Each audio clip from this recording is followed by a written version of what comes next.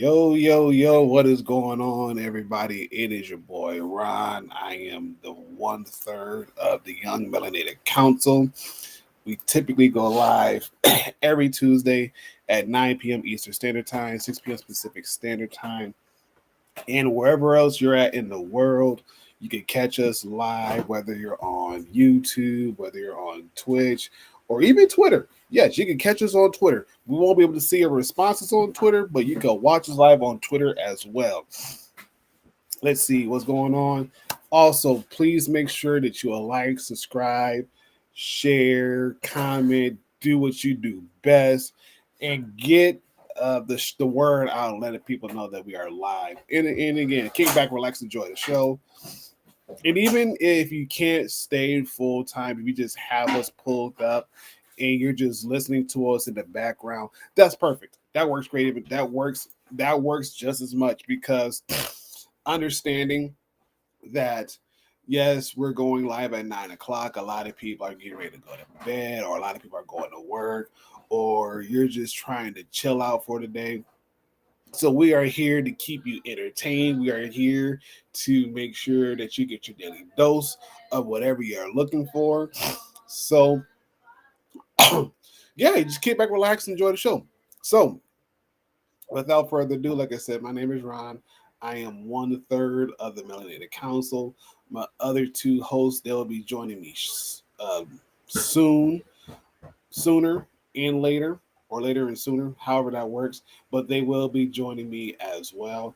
I know got a bunch of updates to give everybody, a bunch of updates. So, as you may all know, here in good old Michigan, especially in the city that I live in, the city of Three Rivers, we are about to finish school. We have basically 2 weeks left.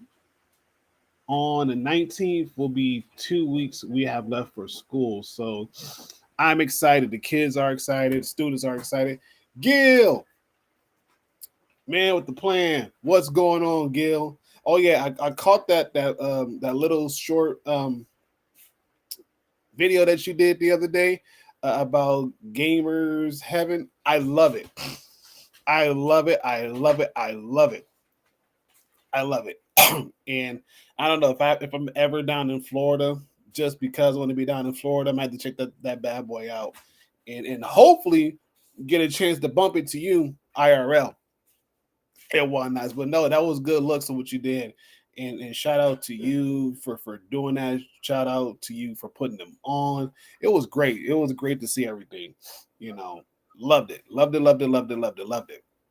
So your boy is again preparing for school, and so by doing so, messed around and got a job at Taco Bell. So yeah, your boy's working at Taco Bell, making tacos for the people of the city that I live in, and it's been great. Today was my first day actually, and I'm not gonna toot my own horn, but just from what I've been told, what's been spoken to me, how the assistant manager was very surprised, how I caught on to a lot of stuff, and how I was able to pretty much keep up with everybody else.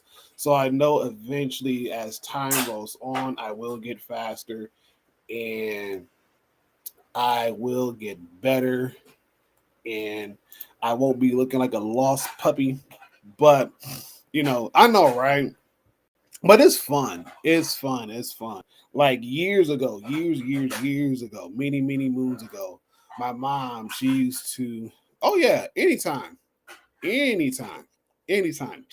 Again, years ago, my mom, when she was in her younger days, she worked at Taco Bell, and it was always kind of neat and even then the location where she worked at, it was one of the busier locations, and so it was pretty cool, pretty neat to pull up to see her at the job, and she's like, "Hey, you guys want anything?" Like, "Yeah, we want some tacos," and so she'll give us some tacos and some cinnamon twists and some nachos.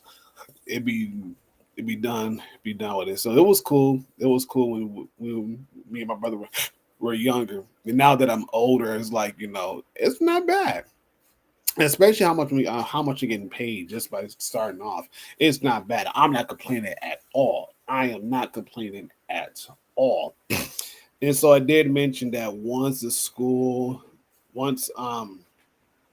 is out, more than likely what I'll end up doing is having my mornings be open. And so that way, if they need me to come in and work mornings or that kind of like weird swing shifts, I can do that and still have some kind of income coming in and make sure that I, as much as the income that's coming in, still make sure I take time out with the kids, with the family. And again, we're planning on going to Six Flags this year, so want to do as much as I possibly can and make it happen because it's time. It's time. It's needed. So that's going on with me. I know with a lot of other things that are going on. Who we got? Yes. Oh yeah. And even then, we didn't get a chance to go last summer, but then again, last summer we went to the Dominican Republic.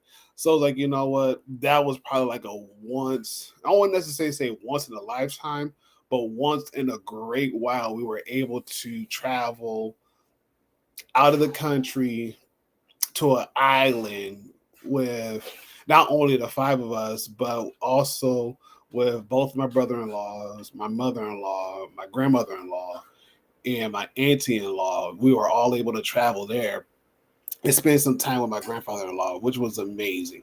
And again, if you guys haven't been to the Dominican Republic, I suggest to check that out. I know me and the missus, we're talking about taking a trip to Puerto Rico and just have some fun there as well. So that's going to be on the top of our list to do, and again, just have fun, just go out, have fun. Not necessarily just say experience life, but experience the culture, experience the vibes, and just say like hey, yeah, we went to Puerto Rico and it was fun, it was a blast, and we would probably do it again. So that's that. Let's see. Was there anything else? Oh yeah, of course. I know a lot of kids are asking me if I'm coaching football this year, and so depending upon my work schedule and how things play out, there's a possibility that I could do it. I may not be like head coach, which I am totally okay with, and even if I could mess around to be assistant coach, I would take that. I would take being an assistant coach in a heartbeat. So got some things to work out. I know I gotta call the director and figure out if the website is finally up and running and make sure that that is good to go. So whenever I do get a chance to log in and to sign up, I can do so. So that's that. How about for you guys? We before we kick off the live stream, we always check in with you guys as well that are sitting at home. How are you guys doing? How was your weekend? What did you do?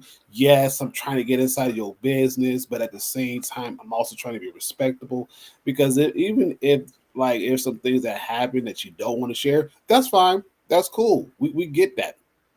We totally get that. That's why we have a Discord. Yes, we have a Discord. I'm gonna drop the link to the Discord as well. So that way, if you want to join us offline, hang out, chit chat, talk, whatever the case may be, we can do that. We can do so and just kick back and relax. Like I said before, that's all. So I'm gonna drop in the link to the Melanated Council Discord to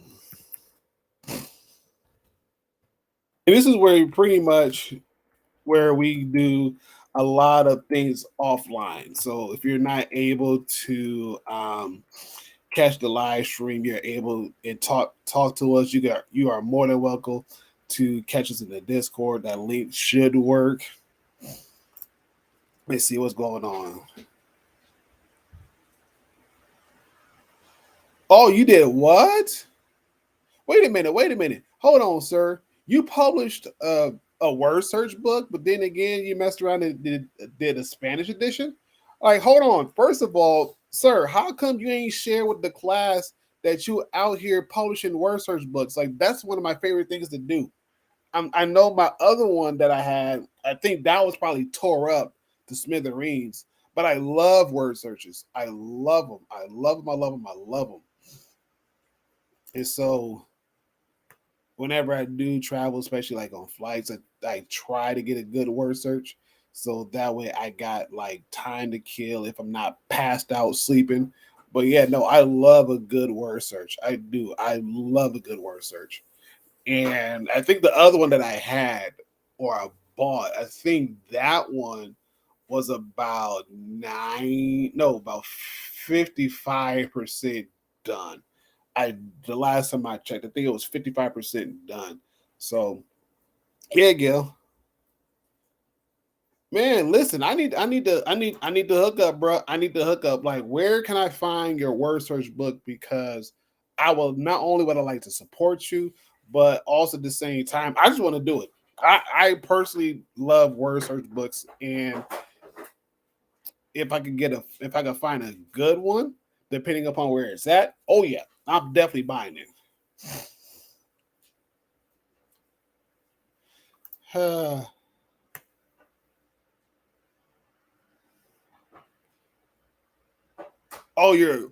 Oh, let's go. Yes, I want that one too.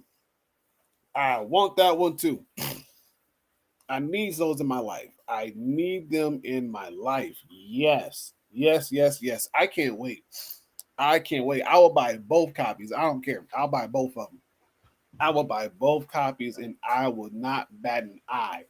I would not bat an eye. So yeah, so shout out to Gil whenever he decides to drop the location of where we can find his word search books at.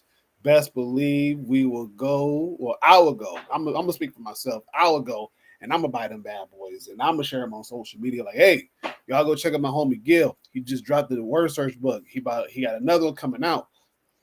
Y'all go ahead and support the man's and get a word search and educate your brain, stretch your brain, make your brain work, and that's all this good stuff.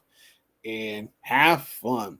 I know on my cell phone I have one and it's very engaging. A lot of the levels are kind of hard,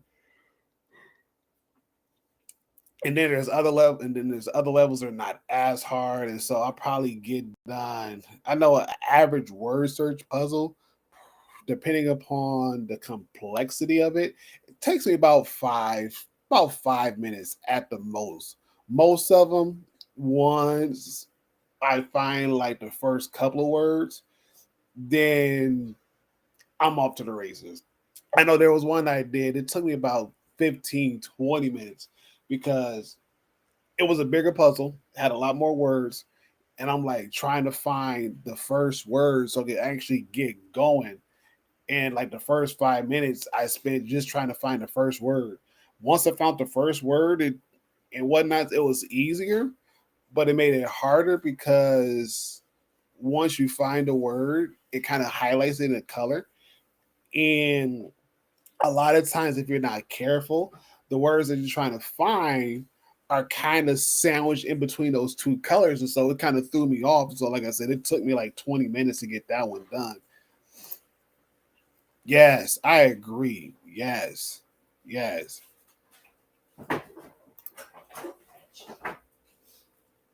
Ooh, nice. Nice. No, that's a game changer. That is a true game changer.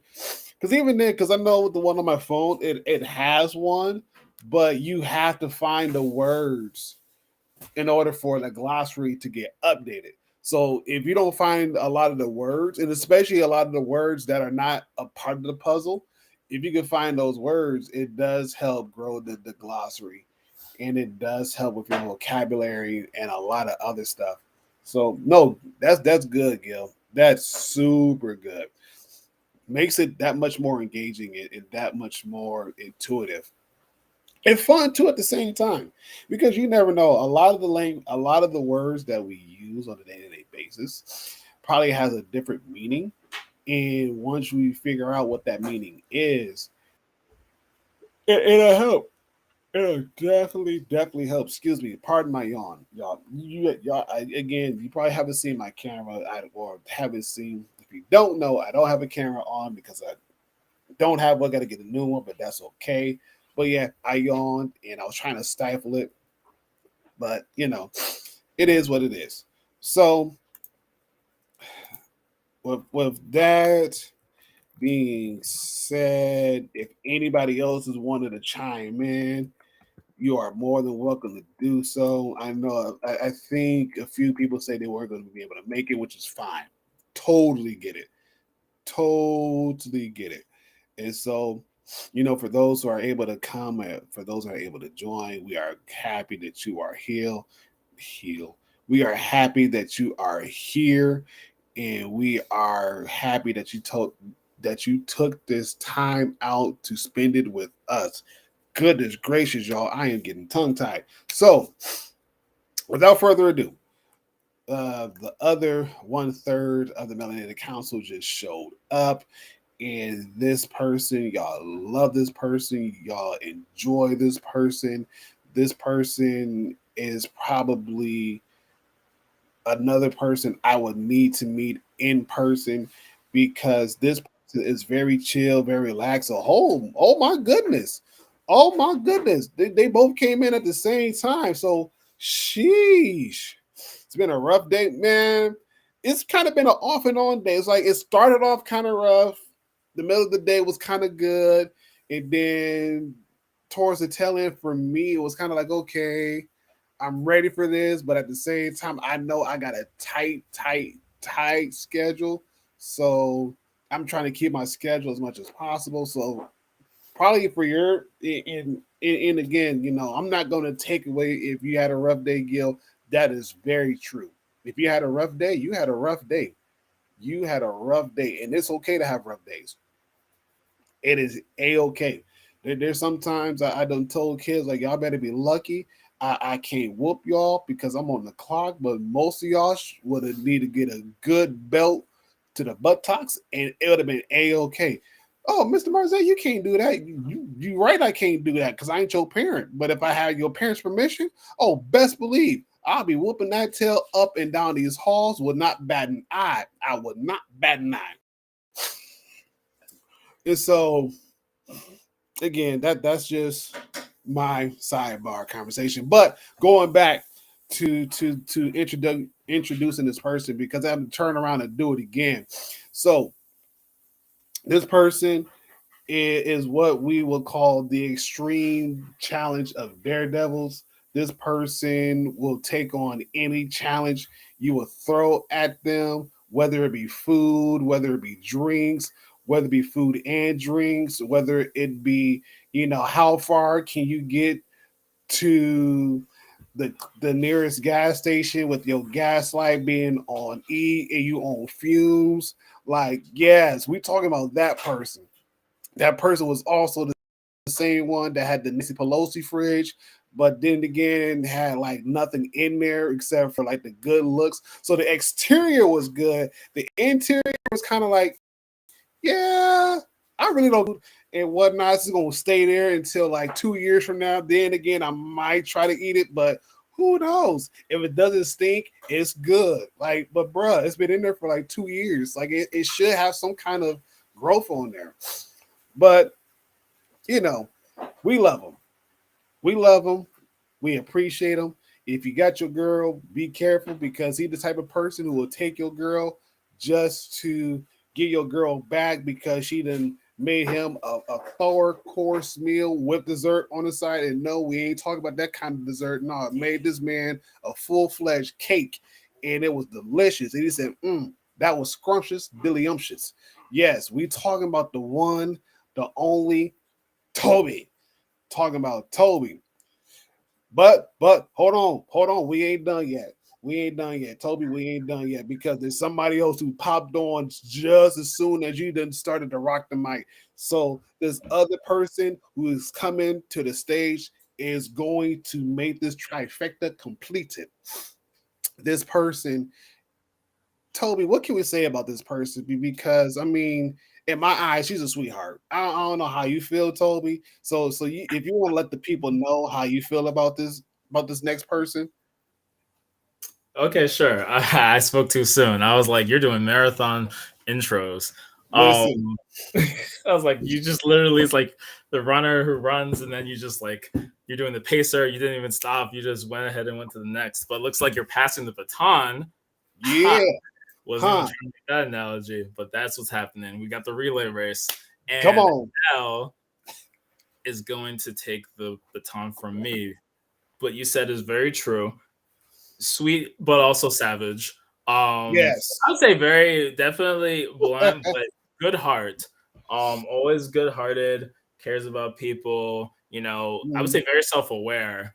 Always is a treat to listen to, whether it's on podcasts or whether it's here, or the very rare times that I'm actually on Twitter and I'm like, oh, look at that. So sharp sense of humor. We already know sharp as a whip.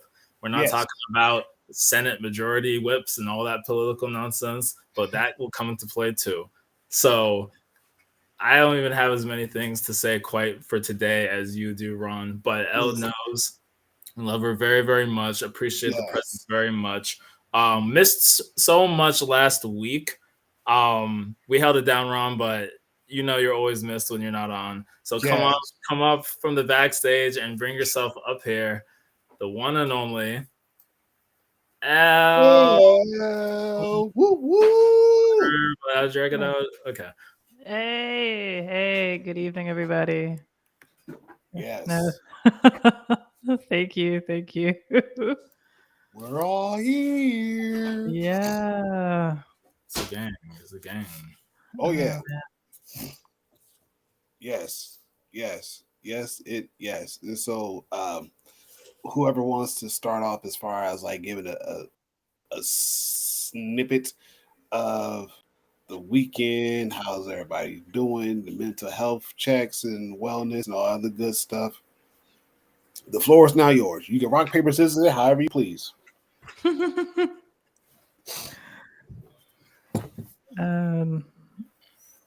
I could go first if you don't mind, Toby. Yeah, go for it. Hey, everybody. Yeah, no, sorry I wasn't able to get on last week. I had like some family stuff going on. I assume the family stuff is still going on. I haven't really checked in. But I'll do that eventually because it is. I love them, and it's like, yeah, it's just a lot. So I had to, take care of that. I was dealing with that last week. But for whatever news, it seems like things are going in the positive direction. So that's a plus. So, yeah. So like, yes, exactly. No, family stuff is constant, especially when you have a big family. It's like, yeah. I was just thinking the other day how, when people have like a lot of kids, it's, and when I say like a lot of kids, I mean like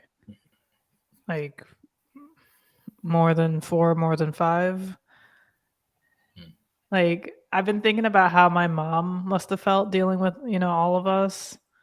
And it must have just been like, of course, ridiculously exhausting because, as you all know, I'm the last of 7. So, like when I think back on it, like I could see like how it could be exhausting because it's not just like 3 kids, it's 3. I mean, it's not like just 7 kids, it's 7 people. Like, yeah, once we get older, we have our personalities and everything. And like when you're a child, you have your personalities. True. I wish that'd have been less stressful, probably. But at least the starting 5. If you have at least a starting 5, then you have a lot of kids, right? Yeah. So, you're dealing with like all these different personalities. And when I think about it, like with just like hanging out with friends, when you hang out with like a lot of people, like it could get very like overwhelming and exhausting sometimes. And according to my friends, I'm an extrovert, but even extroverts get what I like to call peopled out when you're just hanging around like a lot of people and you just, I don't know, just the energy kind of just like run out.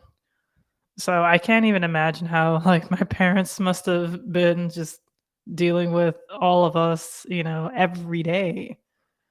Of course, like many, like we all got older, graduated, and moved out and things like that. And, it wasn't just all technically 9 of us in the house all the time.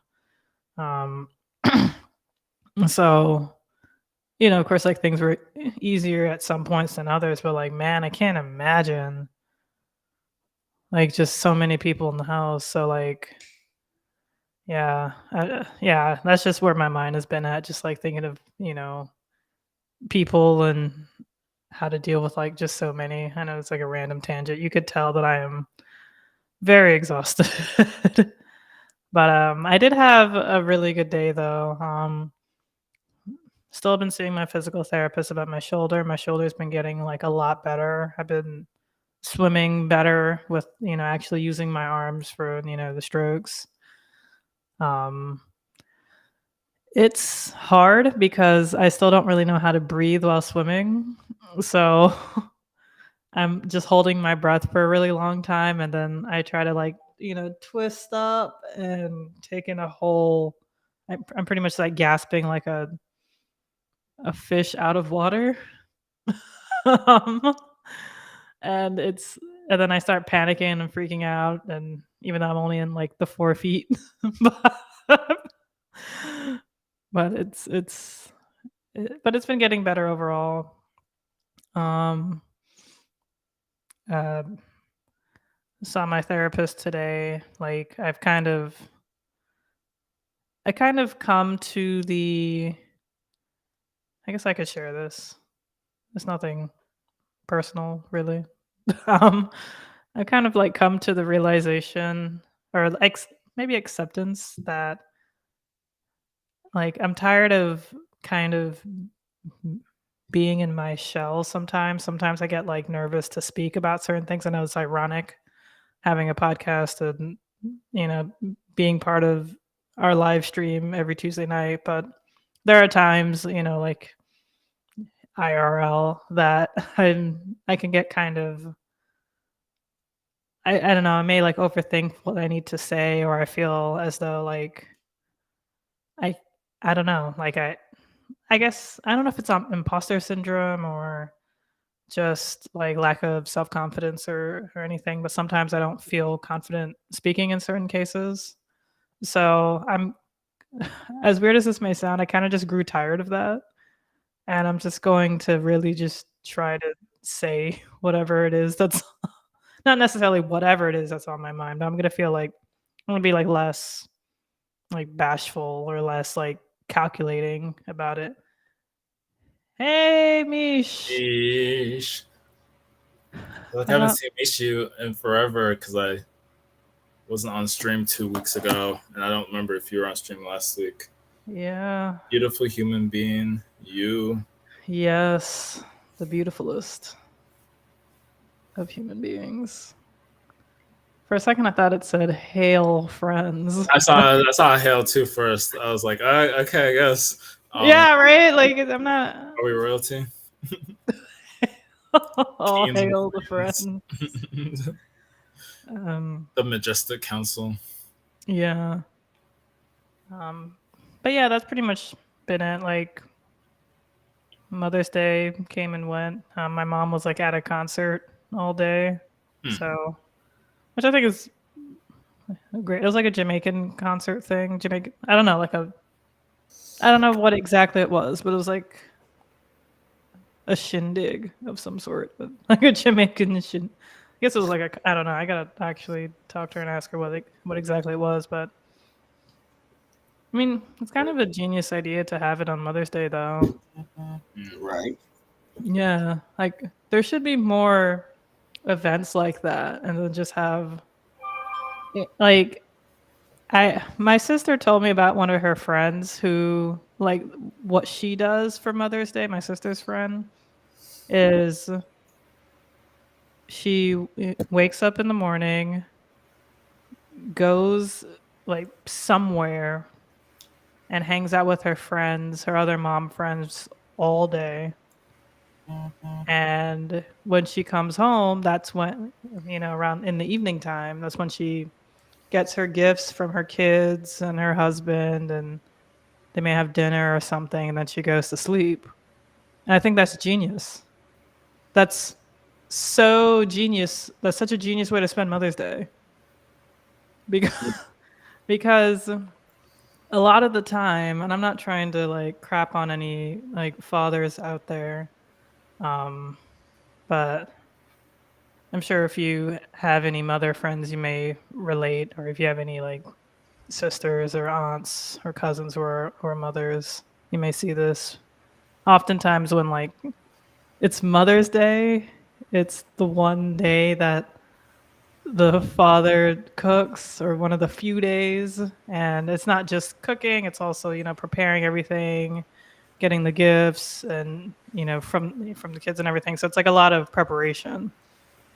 And if the husband isn't, or the boyfriend isn't familiar or tends to do that, it gets kind of frustrating for the woman because she ends up just having to watch over the kids still, and the kids are making a mess, and then she still has to clean up after the kids. And you just kind of go back into that routine. So I agree. It's just genius. Just leave.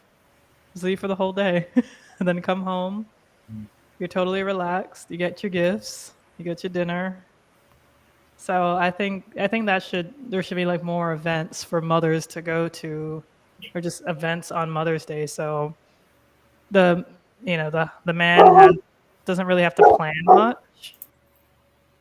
The man doesn't really have to plan much. It's just like, okay, we're going to this festival, this event, this thing, and we're gonna hang out all day. Kids could probably go to, or not. The mom could just go alone or go with some friends, and then that'll be that. Anyways, so yeah, that's it for me. Just chugging along. Chugging along. What are you drinking? Is it the Hogarden? Oh, I forgot about Hogarden. I've upgraded to I couldn't even come up with the pun. Sorry, this is Angry Orchard. Orchard. Okay. Yeah, the light was a little weird, but I guess this was this Halloween thing?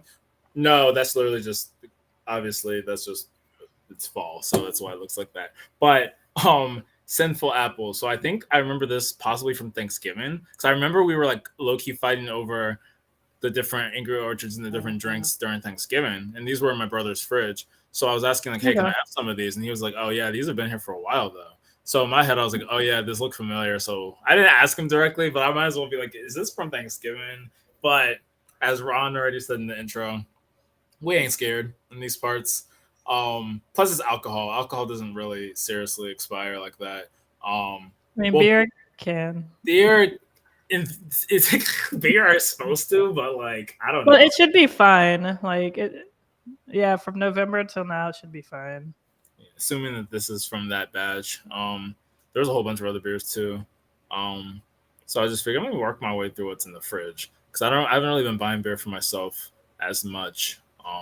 Compared to the time that you saw me in Boston, I had a lot more beer stocked up, or at least I was buying around that time, but then I kind of stopped on and off.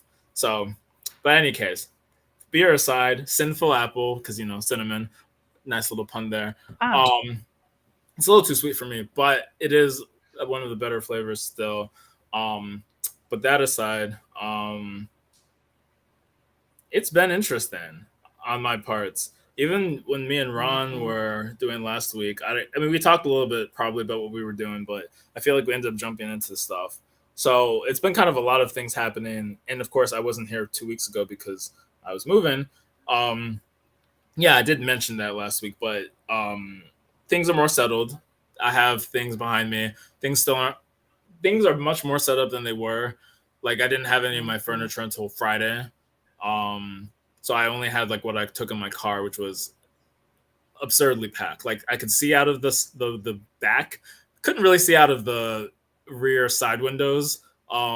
Which I mean is I guess okay, but not very convenient. Like especially if you're doing like, you know, reversing and stuff. But either way, I was safe. But all that stuff that I had with me, I mean, it was relatively small because it was only what you could carry in boxes, a few suitcases, like laptop bags. So now all the things like the dresser, the TV, more stuff, the bed, and the desk, of course, which I'm using because last week I basically was on my brother's airbed, or he bought an airbed, and I was literally like kind of lying on my side, on like my shoulder, kind of on my elbow, kind of, and doing the stream, and it was surprisingly comfortable. My neck wasn't really hurting. I don't think my back was really hurt, but I was like, this is probably not like good for the general. But I don't know, like it actually kind of worked. It was weirdly comfortable. But no, now we have a nice upright position, and the lighting seems to be a lot better here. I don't know if it's just the angle that I had the lamp before. And the lighting I didn't think was that great because the lamp is facing away, like one of the little things. But for now, it seems to be working, so that's cool. This room is also very big. It's a master bedroom, so you know that was nice that I got this room. The bathroom's literally right over there. So that was kind of my main thing Friday. Saturday, my sisters came up. They live an hour because they live with my mom, so that's an hour away. Okay. By my parents, I should say. My mom and my dad. And so my sisters came. I don't know. I didn't mean to She just laughed at you, did. I think just because of the next point I'm gonna make. But Okay, gotcha. so they yeah, no, it's so they came up Saturday morning and they helped, and that was super good. I mean, first I was like, because it was, oh my gosh, why is there a freaking moth thingy? The window's not open, is it? Very strange. Hopefully there's not like a serious bug problem. Okay, anyways. They're harmless though. Yeah, I mean it's not the worst thing, but it's still like, oh gosh. Hope there's not like other critters and stuff flying in. But yeah, it wasn't very planned, right? Like Friday, my sisters, well, Friday, my oldest sister had messaged me a few days earlier in the week saying she wanted to take me to dinner with my aunt. So I did that on Friday, and that was the same day, of course, the move happened. The movers came at like 7:30, 7:40 something in the morning. Thank God I was up already because they said they're supposed to call an hour before, supposed to get there between 8 and 9. So I was like, you know, that's what happened when the movers came to take my stuff. They were supposed to come between 8 and 9. They came basically at 9 or a little after 9. They didn't call like they said they were going to. So, but at least it was later. This time the guy came like 30 minutes before. No call, and I was like, oh my god, like it's a good thing I happened to have woken up at like 6 something, almost 7. Didn't get much sleep, but at least I was up. So, you know, that was done. Everything was good. They rebuilt the bed, no extra cost, thankfully. I had to pay in cash, so that was a little bit of a pain because you have to pay the last deposit, like the final balance in cash, I guess, because people have finessed movers before with like credit card charges, cancellations and stuff. So they only took like money order check or money order cash. So had to do some errands involving various money things. Been also just changing my address and stuff, which is like kind of mundane stuff, but it's also nice just to have everything more established. I had to like replace some things. I was on the lookout for certain like whether new credit cards arriving. I need to get my security deposit, but that's a whole different conversation. And so there's a lot of things I'm still kind of like waiting for and I need to like take care of, but it's been going. So my sisters kind of mentioned, my mom, I guess, suggested in our WhatsApp group to my sisters to come help me Saturday. So I'm like, oh my gosh, no, I'm like, I didn't get any sleep Friday.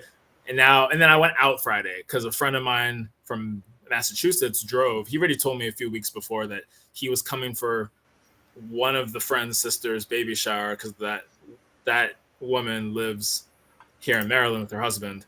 So long story short, like they were literally like 9 minutes from where I went to dinner with my aunt and sister, probably closer to like 30 something minutes from my apartment. But since I was already there, I was like, oh, it's 9 minutes. So I went to the little hall, they were there. I was like, oh my gosh, because they're good friends, and it was nice to be able to still see them pretty shortly after I moved. But they're Cameroonian, and if you know anything about African, and I'm sure even Caribbean, like these type of events, people don't know how to stop. Like it's 1, it's 2, it's 3 on the Friday or Saturday, and people are still going to church, especially when it's a Saturday. So it's like, why are we still here at like 3, 4 a.m.? And there's all these traditional things, but it's cool. I left around 1:30. Ended up going to DC, which was not my plan. But a friend of mine, also from Boston, completely different crowd, she was in DC for, I guess there was an audition for, I think the show's called Baddies West, or Baddies East, obviously, because Baddies West, first of all, either doesn't exist or that would be West Coast. But Baddies East, I think, is the name of the show. I guess there was an audition. Biggie, who's a character from Providence, Rhode Island, she was there. And so, like, it's a reality show. So my friend, I guess, was there for the audition, but they kind of got there late because they also drove. She and her friends drove down, coincidentally. And so I met them in DC, or at least the one I knew, and her cousin went to this rooftop club in DC called Ozio. I got there like 2 something. I was like, are they even gonna let me in? It's like 2:40 or 2, like it was after 2:30. I was like, there's no way. By the time I parked, and nightmare. Like, I'm not a fan of driving in DC and just dealing with all of the stuff. It wasn't even that much traffic, but it was just too many lights and just nonsense. So anyway, the conclusion of the story is that I was able to get in. I mean, I'm not going to say how much it was because I was like, yo, y'all are bugging. But they let me in, and they closed at 3:30 more so, which is a huge change from Boston, which is like 2 a.m. This is a second group of friends. Or I should say it's one friend, a girl that I know. The other friends were 4 Cameroonian guys who one of their sisters was having a baby shower. So this other friend was there for something else. And so it was nice. I was able to see them and hang out. But this is still Friday. So Saturday, my sisters come help me organize everything. Literally, we moved everything to a better place because I did no organization of my room on Friday.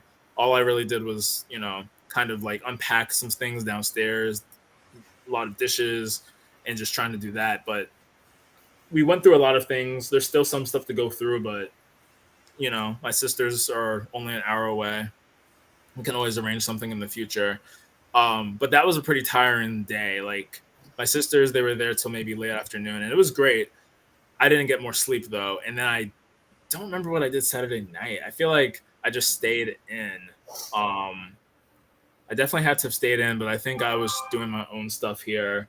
Didn't get a ton of sleep. And then next thing I know, it's Sunday, and we were going down to Waldorf, which is the town where my parents live, and my sisters. So the reason why I accidentally kind of didn't say my dad is because my mom's the next character in the story. It was Mother's Day, and so we were going down there. We helped cook in the morning. We got there around 12 something because we left a bit late, me and my brother, but we got down, helped cook the kind of basics, I don't want to say basic, but it's the meal that we usually make, pretty lean, healthy, salmon, asparagus, sweet potato, rice. This is new. We didn't grow up eating a lot of that, but it's been kind of the go-to, I think, for my mom when she cooks or when we cook for her.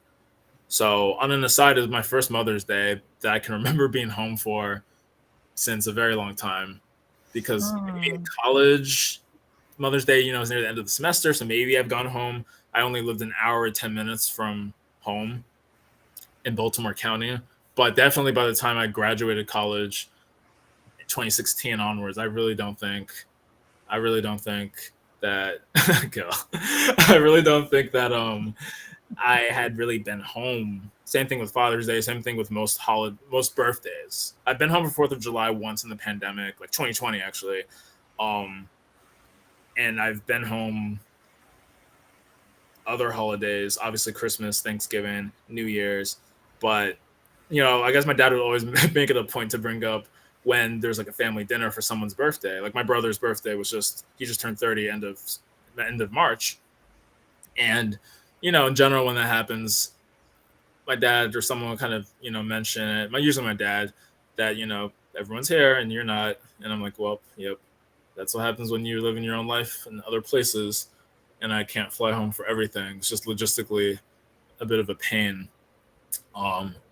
So I mean that is nice, and I'll wrap up because I've been going for a bit, but like it definitely has been it's been an adjustment. We'll say that it's been an adjustment. And I'm still trying to deal with just like things and trying to like have some balance. I feel like things aren't really settling down because I'm going to Boston literally in a few days. If I'm crazy, I'll buy my ticket to fly tomorrow and find a friend to crash with, or go Thursday. But I wanted to go for my cousin's graduation on Friday. It's on Saturday, Sunday. Which, speaking of, with Ron's intro, you said don't leave your girl around me. Apparently, don't leave your sisters either. Because that's a reference to Gil. Oh, actually, this might have been last week. Was this last week? When it had to be, because I wasn't on the stream 2 weeks ago. Gil, Al, if you didn't watch this, you missed gold. Gil literally said that now that Toby's left Boston, I can tell y'all that I have a sister graduating in Boston the same weekend. And I was like, you're trolling. I was like, you're trolling. But apparently he's not. Yeah, I'm putting you on blast. But it's also public record because it's in the last stream. But I think he's also laughing. The fact is, I am going to be up in Boston literally this weekend. And even though I was like joking, I was like, depending on when you're there, Gil, we might actually get to meet in person. We might actually get to meet in person. That's hilarious. Maybe away from your family if you think that, the pool is just too magnetic. And I guess I'm just wow. The pool's just too. No one can resist Toby. Apparently. So, that's why I was only able to meet him for like an hour, because the pool was just like, oh my goodness, yeah, I can't. I know. Can you imagine if you were there the whole weekend? Chai. Sorry, I didn't say that, by the way. Elle's boyfriend, if you're watching. But sheesh. That's crazy. But yeah, on that note, Ron, what's going on with you? Oh man. Well, you were, I guess, started kicking it off, but just to kind of give you, to an update and anybody else who came in. So I am working another job due to the fact, yes, your boy's working 2 jobs on top of the other 1,000 jobs. But anyways, so after once school is done for the summer, I'm pretty much going to be working at Taco Bell. Today was my first day, official day, I should say. And the crazy thing about it is, like, a lot of the people, my trainer, he was like, have you ever worked at fast food before? Like, oh yeah, I worked at Burger King. So he's like, so you should be kind of familiar with how things operate, how things roll. Like, yeah, sure. And so he's like, well, pretty much it's going to be like the same concept, but you're making tacos. I'm like, fair enough. So he showed me like how to make some tacos and walked me through. And then I guess he had to leave and do something. And so somebody else came to kind of show me along. And basically they just let me just fly by myself for like a little bit. And they're like, dude, you catch on like stupid quick. Like, like really? I'm like, yeah. But then they got me like back. I'm like, I love Taco Bell. Like Taco Bell is amazing to me. If I can moderate my Taco Bell intake and not gain a surplus of weight from eating at Taco Bell, I probably would. I probably would. But it was just a nice, fun career move, and not necessarily career move, just a job move. But even then, it's like starting off is decent. Like I can't argue with that. I cannot. And so once school ends, my availability will open up a lot more. And I'm hoping I can do like a lot of the morning shifts and still have like my afternoons and my evenings just to kind of just like woosah from the day. Yeah. But then again, it'll be more hours. So it's like, I'll take it. I'll take whatever they could give me, and we pretty much go from there. So that's that. Let's see, is there anything else interesting? Well, the missus, she had her birthday Saturday, and so we Oh, went. Hey, happy birthday to her. Yes, her birthday was Saturday, and then and the Mother's crazy Day thing was about Sunday. it is, yes, normally her birthday does fall on Mother's Day. Of Normally, course. Mm, normally it does. Normally it does. So either it falls on, but then again, it's always common that it falls on or falls around that Mother's Day weekend, whether it be like that Friday, Saturday, Sunday, or even Monday for crying out loud. It happens. mhm. It happens. And so we went out to her favorite restaurant, one of her favorite restaurants, which is Buffalo Wild Wings. So we went out there Okay. and we were watching, baseball. And so your alma mater, Okay. Florida State, Hey. was in Indiana. Actually, they were in Indiana playing Duke for the ACC softball championship. And Oh. so, yeah, they're in South Bend. And so we're like, yeah, we get to watch it. One of the players, her mom actually teaches at the school that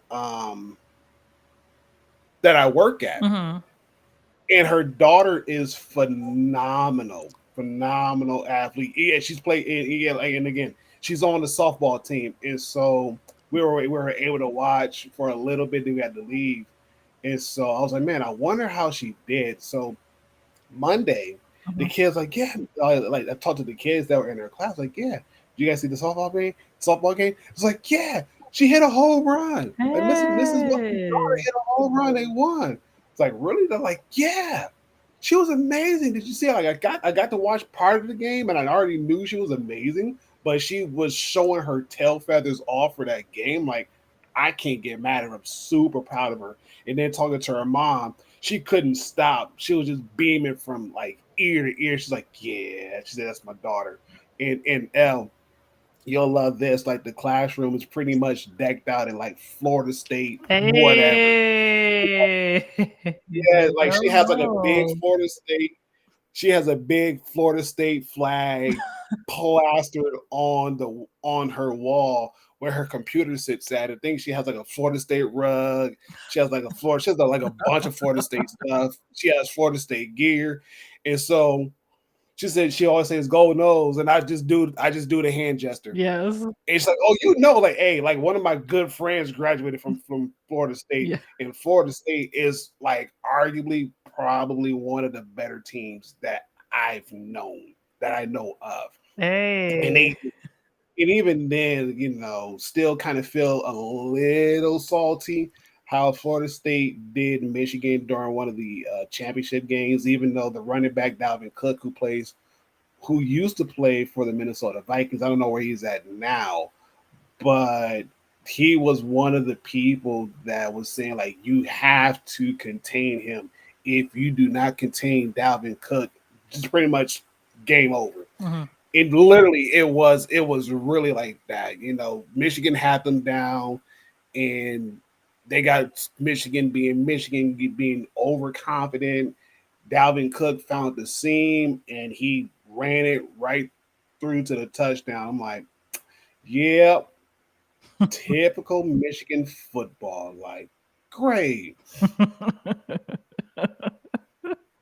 Yeah. Oh, in Rocky's comment, I'm just now seeing your comment, Rocky. Yeah, you about right. You about right. Been frigging out since day one. Yeah. Yeah, I told him like, listen, like y'all threw me in the fire, and what y'all expect was gonna happen? Like it's either I was gonna sink or swim, and I don't like to swing. I don't like to sink, but I hate swimming. So I'm going to swim just to save my life. So it worked out.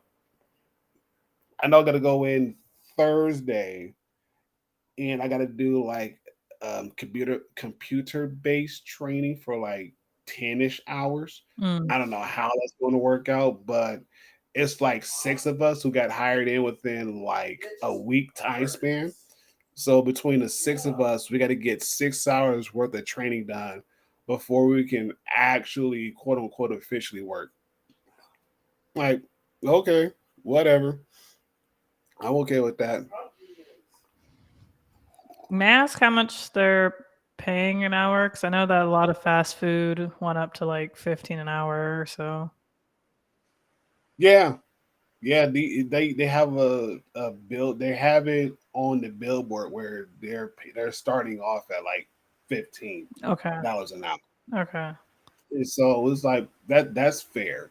But even then, the downfall is they just can't keep people. They can't. They can't. They can't keep people, which is like it's crazy. Like okay, you would think at $15 an hour, $16 an hour, that ballpark area where it's like is decent money, and especially if you like to work overtime or you have the ability to work overtime, like that's really good money. So it's like, Mm, why not? But then again, I get it. You know, a lot of the employees are kind of like high schoolers or um, college kids who just want jobs to kind of work it, have some extra money in their pocket, whatever the scenario is at home. right. One of the people's like, "Are you a teacher?" I'm like, "Not exactly. I'm more so like a mid grade counselor, if that makes sense. But I can teach a class if I need to, or if needed, I can do that. Mm-hmm. Uh, I'm also like an emotional support person. So if a kid needs like one-on-one attention, I can do that. Or whatever the case may be. Like I'm pretty much like a jack of all trades. And so I pretty much do just about everything except for being a principal and a janitor and an art and music teacher. But anything else, yep, I've done it. Okay. Okay. So yeah. So you don't mind closing? I'm like, no, like, but don't you have to get up like super early in the morning? Like, not really, because my day typically starts at 10:30. Oh, But okay. then again, I'm also up at like 7 because of making sure the kids get off to school and everything else. Right. But even still, then there's been times where I'm called to come in all day. So I get in, let's say 8 o'clock, and I'm there till 3:30.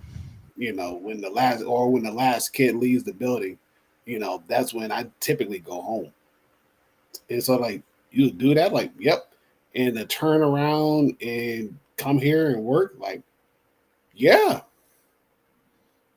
yeah, at the rate how this economy is going, yes. Yes, I would. And I would not bat an eye. I might run circles around everybody besides the managers, but for everybody else, once I figure out how everything runs and operates, you bet your bottom dollar I will. Mm-hmm.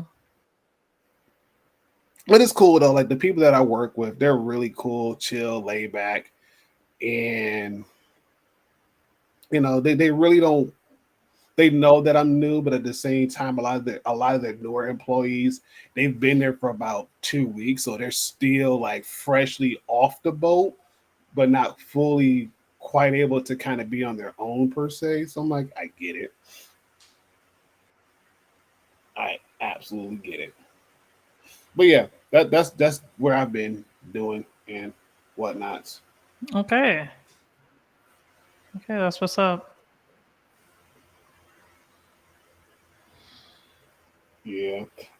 But we're gonna move along and get into this topic that our lovely L.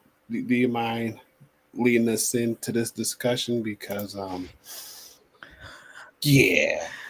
I'm gonna try.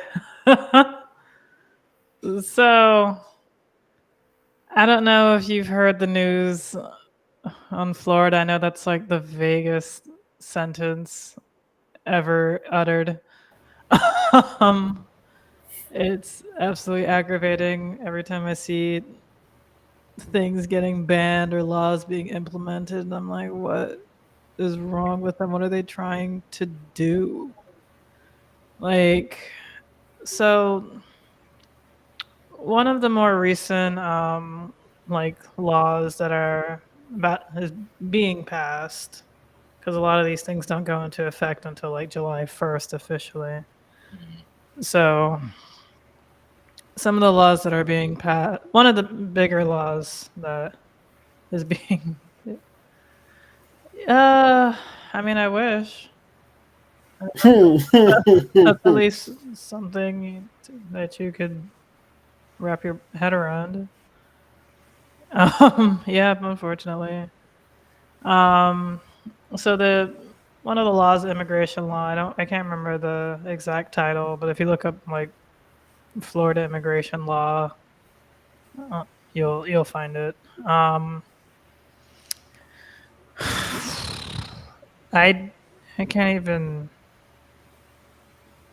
Yeah, like I suggest you all like look it up because I can't quite like reiterate it. But what's ending up happening is that a lot of immigrants are just pretty much I don't really call it a protest, but sort of. It's more so just I hear that they're leaving the state and a lot of just work isn't getting finished, like a lot of construction work especially. Like there are just like construction sites, I guess all over the state where, just a couple of weeks ago, there's people working, day in and day out, and then all of a sudden with this announcement, it's just been crickets. You may have seen some of the videos on TikTok. I I personally don't know anyone, or I haven't seen anything that has like completely stopped personally. Cause I don't, cause Florida's a huge state, so I don't know if this has been happening in like Broward County, Miami-Dade County, Palm Beach County. Um, I assume this might. I feel like this might be. I don't exactly know where this is happening. I know that there's been like a lot of just neighborhoods being built in the state to accommodate for the people moving down here, and also just for summer homes and money. I mean, I could have a whole rant about how that's not really sustainable because it's kind of stupid just to stuff a bunch of people into single family homes and call it a day. We're like nowhere to go except their own house. But that's neither here nor there. Um, but this is just what I've been, seeing and reading about. And it's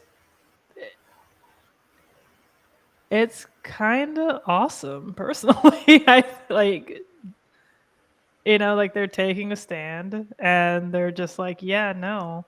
Because what the law is essentially saying is, if you're an illegal immigrant and you're working, it's a felony. Um it like if you are an undocumented immigrant from out of the state and you have a driver's license and you come down to Florida, Florida won't recognize that license. Um, it's I don't know. It's like there's more to this law. Like I'm sorry. Like definitely recommend that you all like research it again. But it's I don't know what's going to happen because let's be honest, it's not like the average everyday American is going to work that job for the amount of money that undocumented immigrants were getting paid for. Of course, there's a lot of like ethical, laws and feelings about this. To say the least, it's like, yeah, everyone should be getting paid well, and everyone should be treated fairly. unfortunately, that's just like not the case. I don't know. I mean, I don't know if you've ever seen the history of this country, but um, yeah, like it's just, I really feel like it's just gonna backfire. But when they say play stupid games, win stupid prizes, that's what's essentially gonna happen. Um, I don't know if my governor is going to be running in 2024. I'm also hearing that because he's kind of shooting himself in the foot and Trump is still around, he might be trying to run in 2028. Because Trump, I think, is still like is more than likely going to be like the Republican nominee. You know, if Trump doesn't, I don't know. I don't know what the hell's going on because wasn't he like indicted? And I don't know. It's Trump is spanking him. You know, true. Like, I don't know. I don't know what the heck's gonna happen. It's one of those things where it's like I'd rather them just go for Trump because DeSantis is a lot worse. Like ridiculous. Like, you know, I think just today DeSantis just signed something about how like federal and state funds can't be used to promote like diversity, equity, and inclusion programs in college universities. And you know, he's been really trying to attack colleges and universities in the state, which is like just racist. You know, might as well just say call the thing a thing. It's and like what annoys me about like the passing of these like laws is that they're made purposefully vague. So people are confused and they don't know what to do, so they don't do anything because they don't know what could be seen as illegal or not.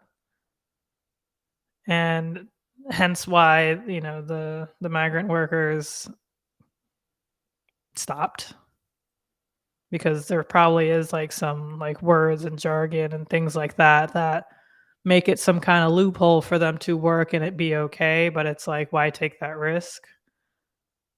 So Andrew Gillum might run like for governor in 2026.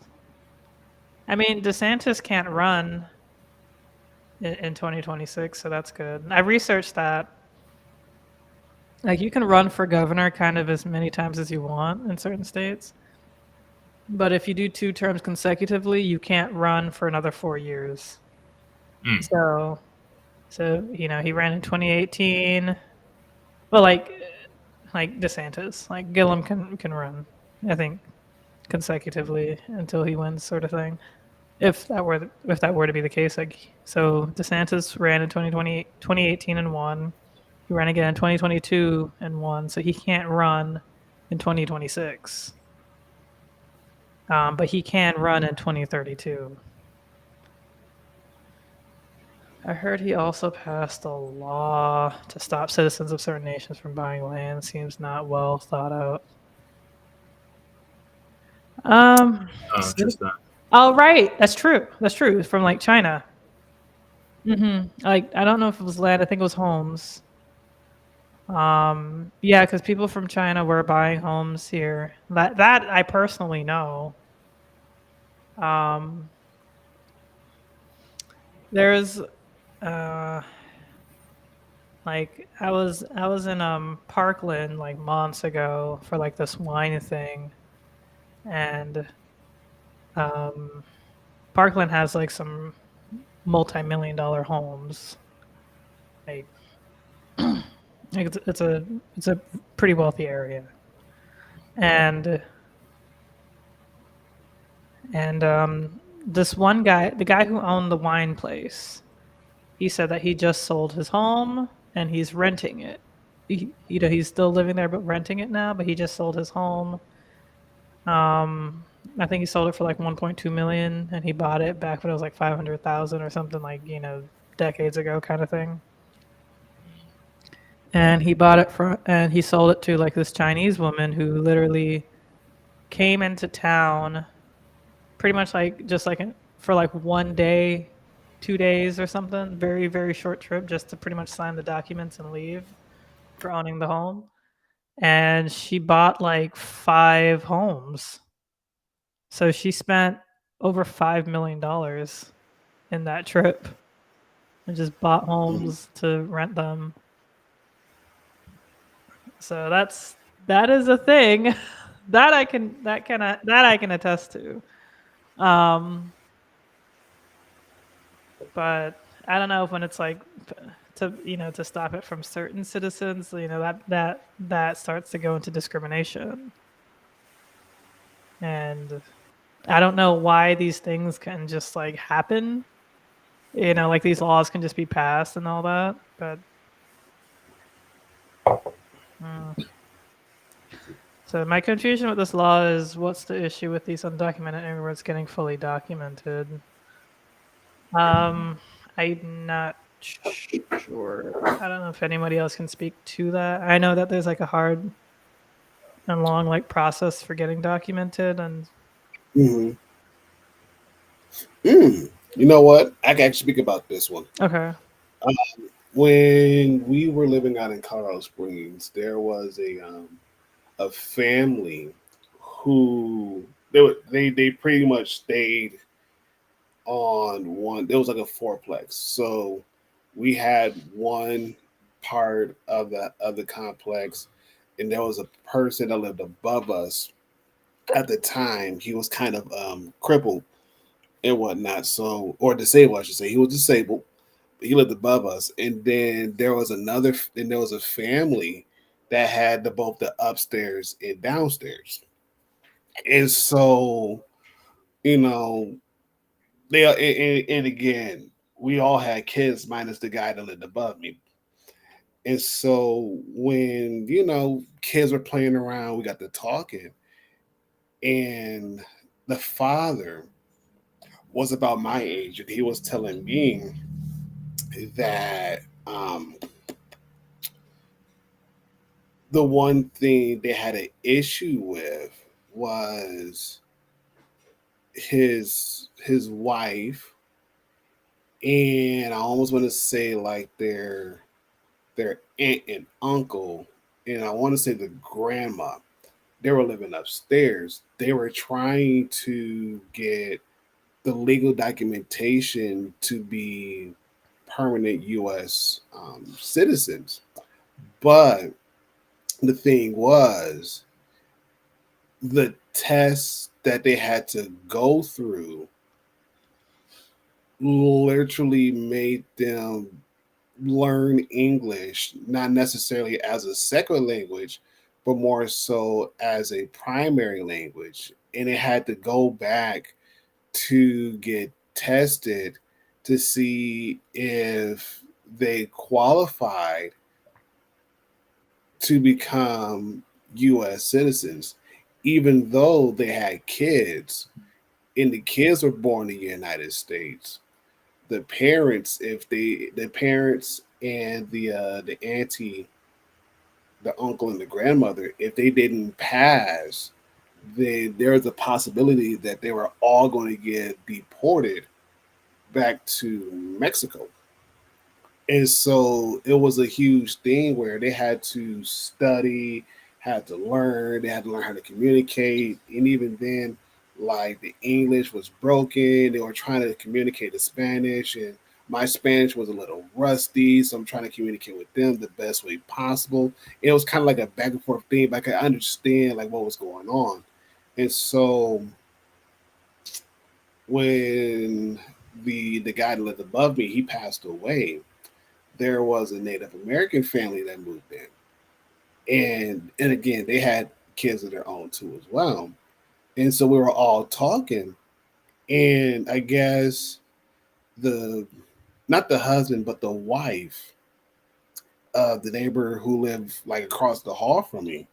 She was able to learn enough English to the point where she could not only pass but kind of have like a conversation and actually know what she was talking about. But they were like, we still have other family members who are trying to come over and they can't because they could barely pass reading a lot of the documents in English, even though they know what it means in Spanish.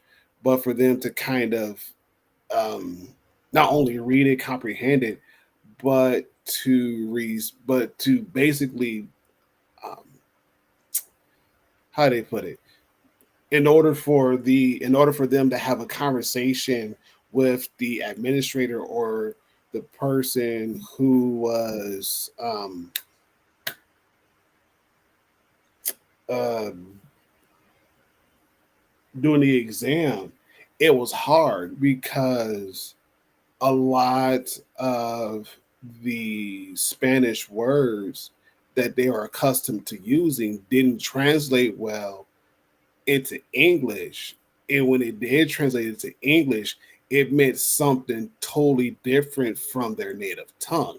And so Mhm. they had a huge language barrier, especially with the translations. When the translation goes, it was hard, very hard.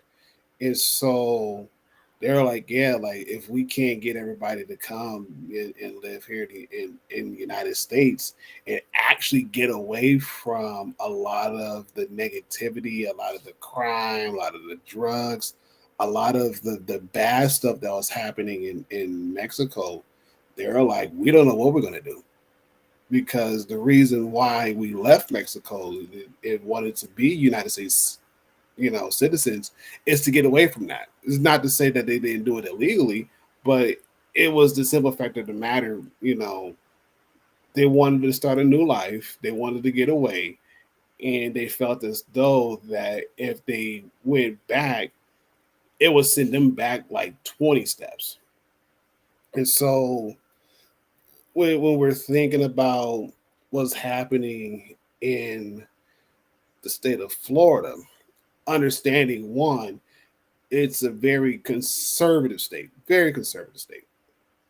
And so, with them being a very conservative state, they're going to try to do everything possible to make it hard to become not to become documented citizens of the United States when Mhm. it shouldn't be. But they do it because of the fact that they know it's going to cost them a lot of money to not only to document, not only the house, not only to make sure to get a lot of the resources taken care of, but just to maintain what they currently have, it's going to cost more money. And so again, it's talked to the missus about this too early in the day. When you start messing with people's money, and when you start messing with their livelihood, they tend to get a little cranky and they tend to make a lot of noise because now you're messing with the status quo. And because you're messing with the status quo, and because you're trying to change something that doesn't want to change to um how do I put it? That doesn't want to change to suit the needs of others, you're going to get hit with a lot of opposition. You're going to get hit with a lot of resistance. And so it's not even just Florida. You look at any of the southern states and realize a lot of their immigration bills and a lot of their immigration laws, it's catered to make sure that those who are undocumented have a hard time becoming documented and becoming legal citizens of the United States. Oh yeah, true. So true. I believe that. I believe that. And even with my run in with a bunch of Cubans, it wasn't necessarily a pleasant thing at all. It wasn't pleasant. It Really? was like, oh yeah. Oh yeah. Like when we were leaving, when I came out to that conference Mhm. down in Florida, we went to a little strip mall. We went to a mall out in Miami. It's the last day. We're gonna have fun and do what we can do, even though the weather was kind of crappy. We're just going to spend some time. So we went to the mall, Mhm. and it's me and my good friend, her sister, and their good friend. Mhm.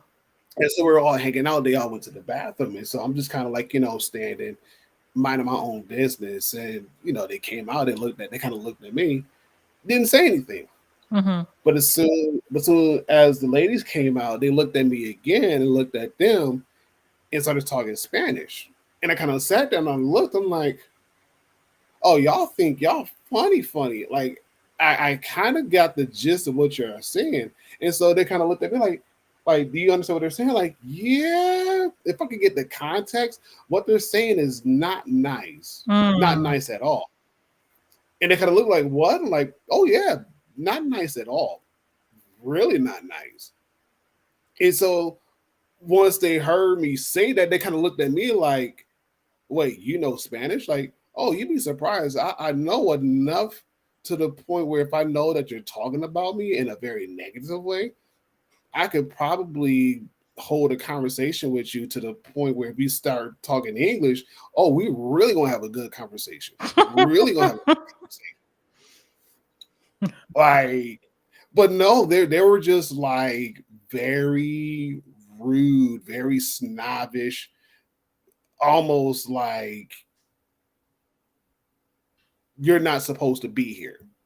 That was the kind of vibe that we got. Like, why y'all here? Like, you don't belong here. This is like this mall is pretty much for us and for us only. Mhm. Mind you, there are other people of other races who are there shopping, having a good time. I mean, there was a nail salon that was pretty much like they were throwing what looked like a party. And I'm like, me being me and being crazy and just random, like, hey, y'all want to go check that out and see what's going on? But like, you think we can? Like, I don't know, but I'm willing to go in and see what's going to happen. And if I get kicked out, I get kicked out. At least I tried.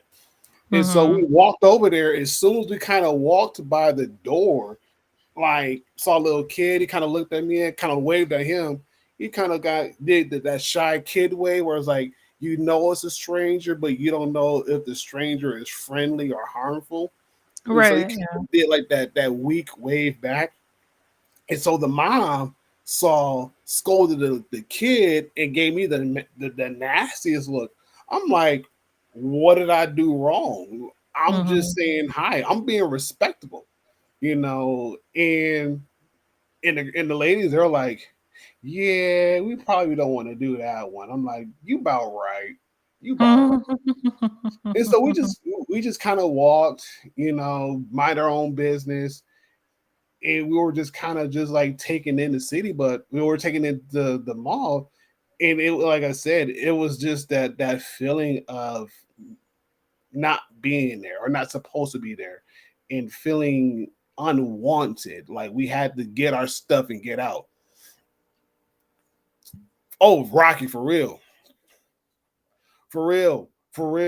because we had to catch the flight back to Michigan like that same day. We had to catch that flight to Michigan. Mm. And so I'm like, the last thing I need is to miss my flight. That's the last thing I need. I'm not trying to miss my flight. Like, yeah, it was cool, it was great, but like, you know what? Nah. But no, I mean, and even then, that's not to say that all Cubans are bad. No, it was just that little group or that little section. It kind of rubbed it kind of rubbed all of us the wrong way. And even then, we went to the girls. They went to like an ice cream shop, and the people there were kind of cool, and they kind of let us know like hey, be on your p's and q's because not a lot of people, like black people here. They don't. And, Mm. and even then they're like, yeah, you may have a few sprinkles, of, you know, your blacks, your whites, and your Hispanics, this, that, and the third. But primarily, this area is catered to Cubans, and you're probably going to see a lot more of the nose turned up than anything else. And he was like, you know, don't take it personally. It's because, you know, in their eyesight, this space is for them and for them only. And for you to come in, this almost seems like as if you're trespassing. Like, that makes sense. Like, I get it. It's a public space, but I get it that you want this public space to be something of your own, have your own culture, have your own uniqueness to it. Like, I get it. I get it. I get it. And so, you know, they're like, yeah, but you know, they didn't have to do that in the third and the do. He was like, yeah, I'm sorry you had to go there. He said, but understand, you know, it's nothing against you per se.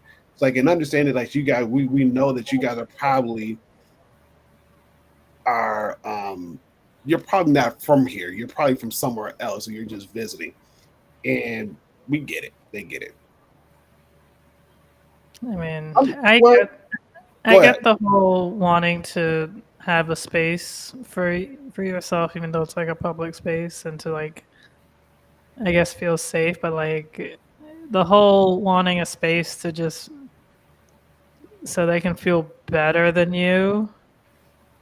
It's I don't like that. I It's know. like, I I get it. don't I don't go down to Miami often, so I've never really had like the whole, I don't know, like racist Cuban experience really. I mean, if I had, I probably like was not paying attention to anything. Like there was like this one time I went to like this coffee shop, and I don't know if they were just like tourists. Like they weren't Hispanic. They were like, I don't know. They were like they're from somewhere, like some white people from somewhere. Hmm. They might have been. They might have been like South American actually. It could have been like Venezuelan or I don't know, like Middle Eastern. I mean, Eastern European. I don't know. I'm not sure.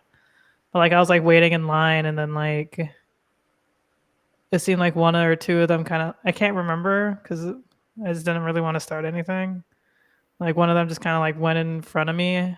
I guess I don't know if they were like meeting up with like their friend who might have been in front of me. I don't know, but it was just kind of like, yeah, what the hell? Kind of Right. like, do you not see me standing here?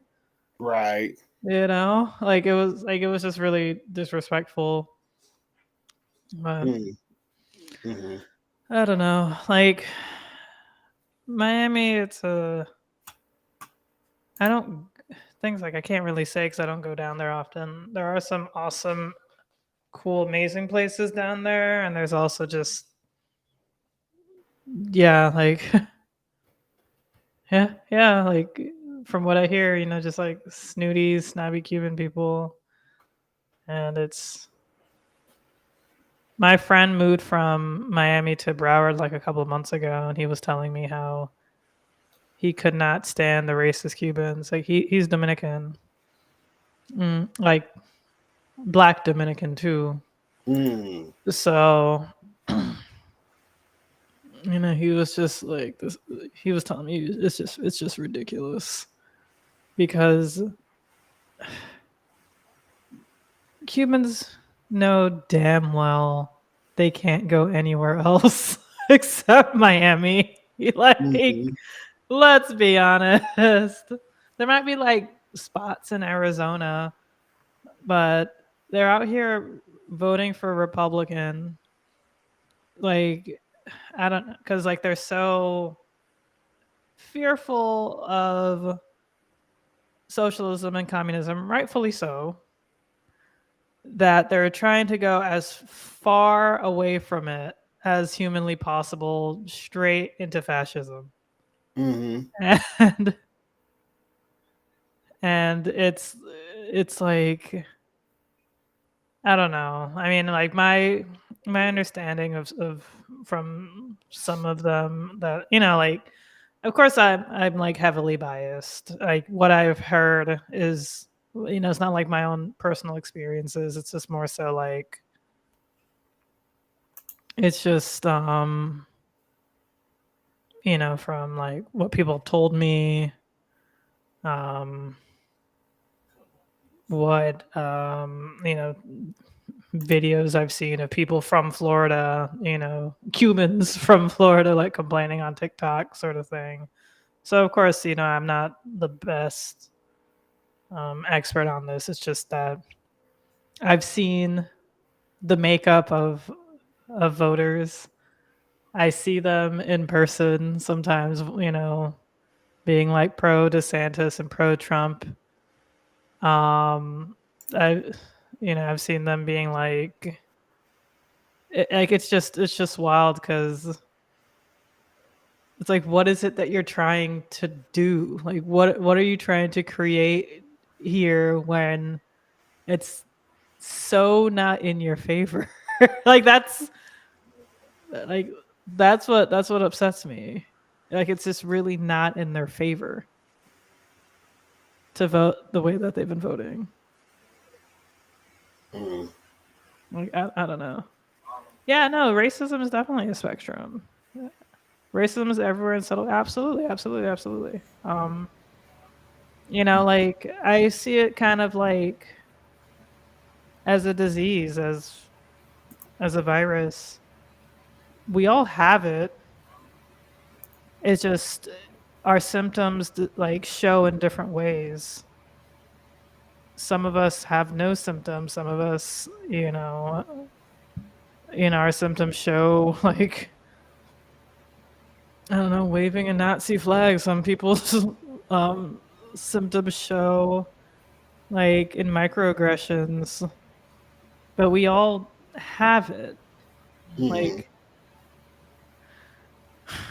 I was listening to like this one YouTuber, like FD Signifier. I think it was yesterday or maybe earlier today. I don't freaking know. And he was saying that like Black people who grew up in like a predominantly white schools, institutions, area, of course have like internalized racism.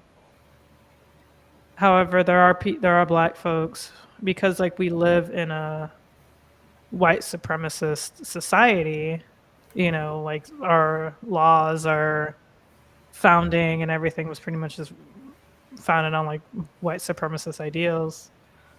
Even if you were a Black person who grew up in like a predominantly Black area, like it's not unheard of to have internalized racism either. Like, I went to, Florida State, which was a predominantly white university.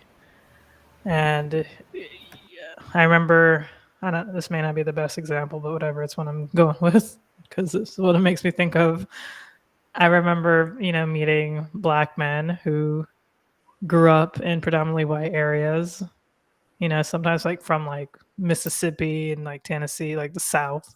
And they would always just date white women because that's what they grew up around. Because, of course, Mississippi has no Black people. But regardless, they probably went to a school that was predominantly white. That, of course, is very likely. So they still continue to date white women. And then there are the Black men who grew up in predominantly Black areas, and then they start to date white women because it's new. So it was just kind of like, it's like, oh, like if you just like white women, just say that. It's like, why are you trying to like give yourself some kind of an excuse? But that's, I personally feel like some form of internalized racism.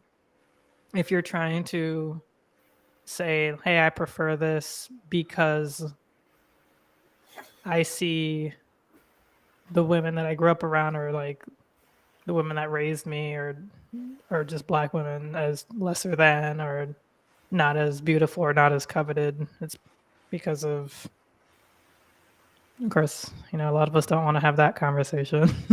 But, so yeah, no, internalized. Oh, like you see it a lot in dating. Like you know, like with like the Hispanic population as well, you know, their parents would want them to date white. You see that a lot. You see that a whole lot. Um, so sometimes with that, it's, I know I'm kind of going on like a random weird tangent, but that's like just another way of how racism is a spectrum and how it shows up and how it could be kind of. You may have heard people kind of make fun of or downplay their own race, especially if they're dating outside their race. Especially if they're dating white, if they're like, you know, Asian, like Latino, black, etc., and so forth, they may like joke around and play down their own race, or they may not have any friends of their own race, and they just feel as though they need to be closer to whiteness to achieve, I don't know, some mythical superpowers that don't exist. So, but yeah, I know that we had a conversation about this kind of weeks ago or something. Or did we? I don't know. I can't remember. If we, you know, I don't think we ever really spoke about dating outside our race. It's come up, maybe within the context of something, but yeah, it's always it's definitely a conversation that floats in the ether. What was that thing I saw? Can you be pro-black and date outside your race? This was like the first thing that showed up on my Instagram page some days ago, and comments were a doozy. I'm just like, y'all have a lot of passionate things to say, and I'm just out here.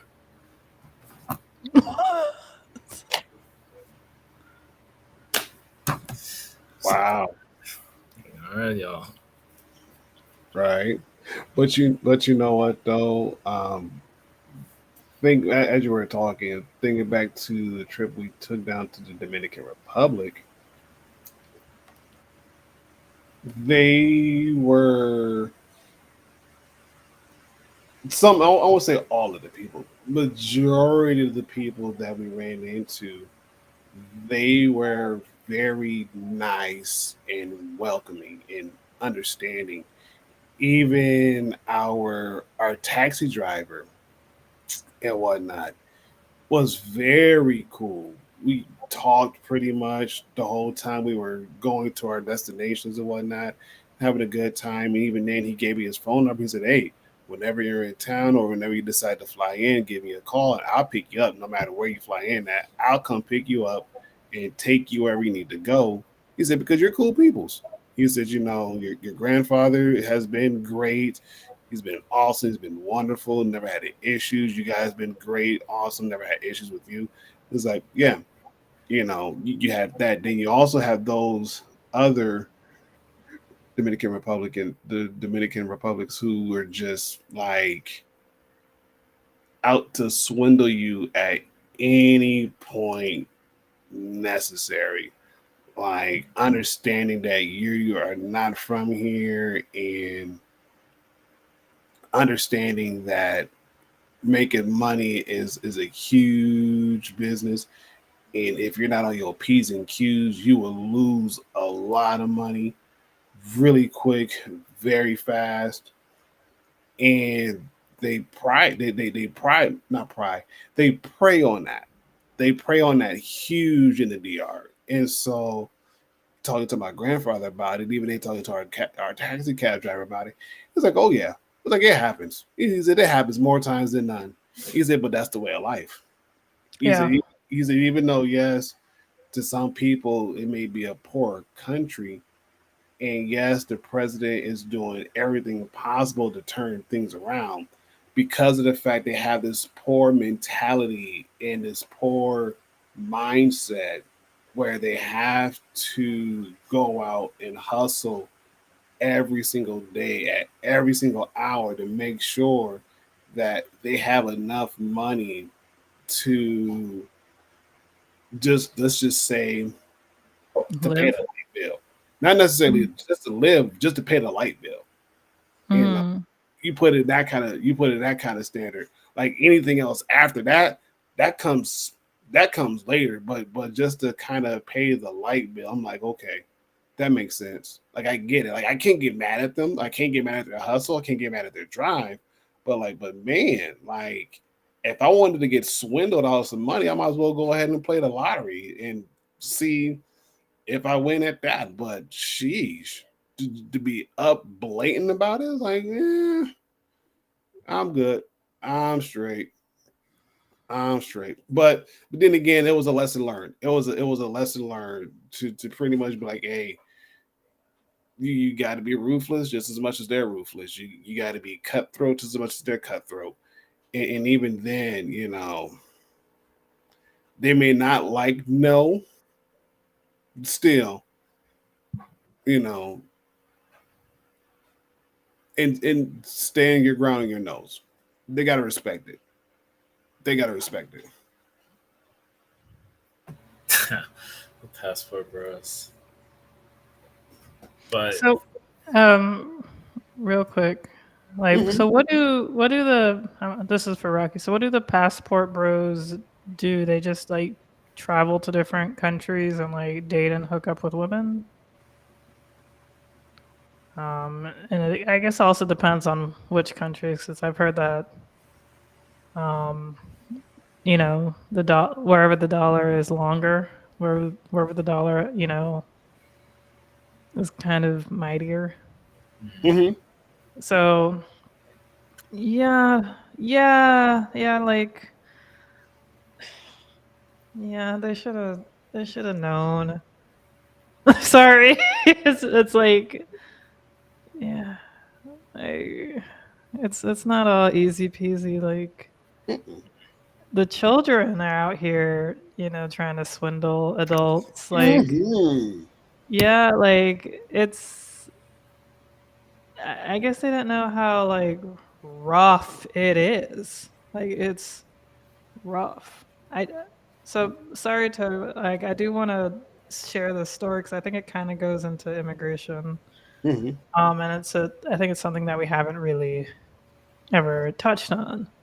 So literally this weekend, I went to this wine bar with a good friend of mine, and we were this guy, this black dude, this black Dominican guy starts like talking to us, and he's saying how he has all this money, that his dad pays for everything, and he doesn't work, he doesn't have to do anything.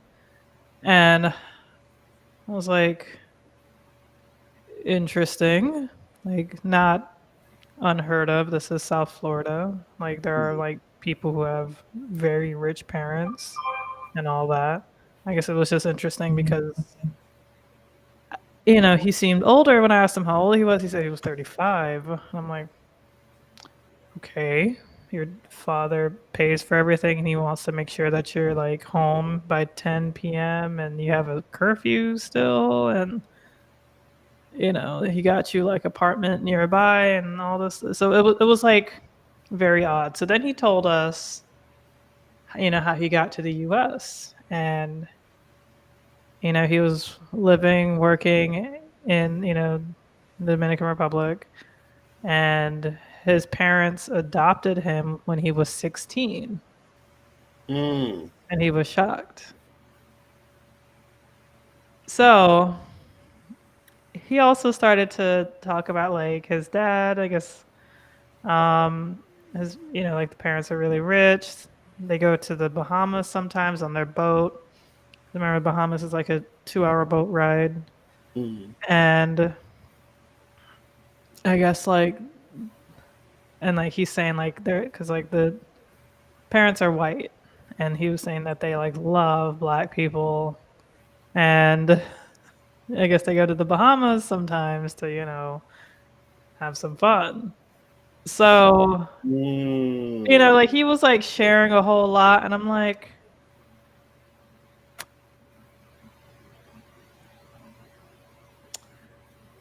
they adopted you at 16?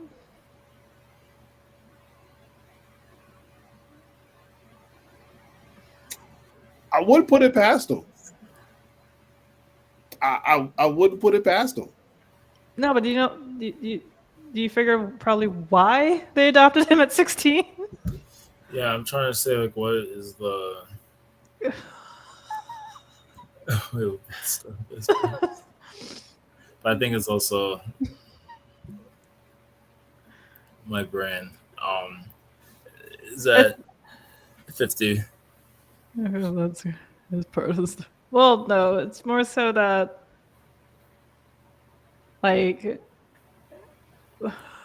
maybe to fulfill a fantasy. Mm-hmm. So I was hoping it was going to this route. Mm-hmm. If that's what you're Mm-hmm. saying. Mm-hmm. I can see that. I, I Yeah, I can see that. I can see that. yeah, I can see that too. I could definitely see that too.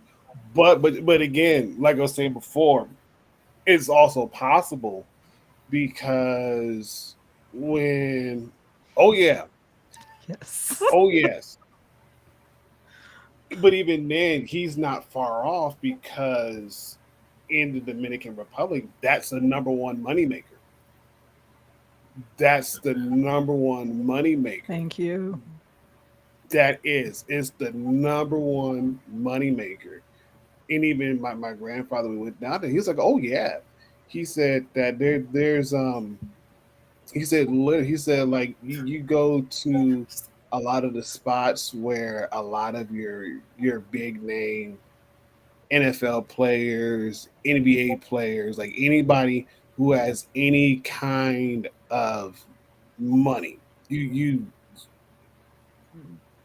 would no matter what your net worth, like if your net worth is at the very least a couple $1,000,000, best believe you're gonna have somebody trailing you. You're gonna have somebody trying to get you. And what he was saying was that a lot of times they'll go to like the major airports, and what they'll do is they'll get to major airport, figure out who has like boatload of money, and they will basically kind of prostitute themselves out, make enough money to the point where they will go back to their home where their mom and dad be at and basically pay their rent, electric, utilities for like that whole month, 2 months, and be good to turn around and do it all over again. And the next time they'll do it, they may mess around and make enough to the point where, everything is paid up for like 6 months and they still got like cash in the bank just to do whatever. If they want to look nice, if they want to smell nice, it's not the fact that they're not hurting, but they understand that money is power. Mhm. They understood that money is power, and a lot of times because of the fact that the women down there are very sexualized, and even the men are very sexualized. It is like for them, it's a win-win. Like if I go down there, if I let's say they live in like a poor part of Dominican Republic, and they go to one of the richer parts of the Dominican Republic, and you know mess around for a few days to go back home. Saying like they got a job or they got a gig that they're doing and they'll be gone for X amount of days. They'll be back with money and this, that, and the third. Okay. Parents ask no questions. Ask no questions where it came from and everything else. The only thing they know is as long as you bring the money home to help out as whatever you can, that's it. That's it. And so it's very um believable and very understanding because of the fact of again, money is powerful. Yeah, and they could just um adopt a kid. Like like it's sad because I'm sure it's more common than we think. Oh yeah. Like, so, I did want to bring up like what Gil was saying, where he was saying like, he hopes not, because him and his wife are, and that's, definitely that's a great thing to do, to adopt, like, especially like an older kid. The thing about this guy and his adopted parents is that they already had 2 kids biologically, and once again, there are families who have biological children, and then they adopt a child or so. Like, it's not necessarily that; it's more so like they tend to adopt like a younger child, like a very young kid, or what's it called? But yeah, or something like that. However, apparently, like the other kids, the biological kids actually like work, whereas the adopted kid does not work at all. Like in this particular case of the guy that I met. So he's like 35, still doesn't work, gets everything, while the other kids, who are, I guess, like, probably 20s and 30s as well, work. Mm-hmm. So that's like it. Like, there was just like a lot of like control that he was like, okay, it's like the parents have everything, they get him whatever he wants, they pay for everything, but he has like a curfew. They want to make sure that he's like okay, because of course, like they care about him. Like, of course, I could be wrong, like maybe they're great. Like maybe I was thinking too much, and that's not the case at all. But it wouldn't be that far off. No, I don't think it's older or younger. I'm not sure. I feel like one was older and the other one was younger. I can't remember. Maybe not. No. Because when they adopted him at 6, no, I think they were probably both older. I don't know, because I assume that the bio kids were already born at this point.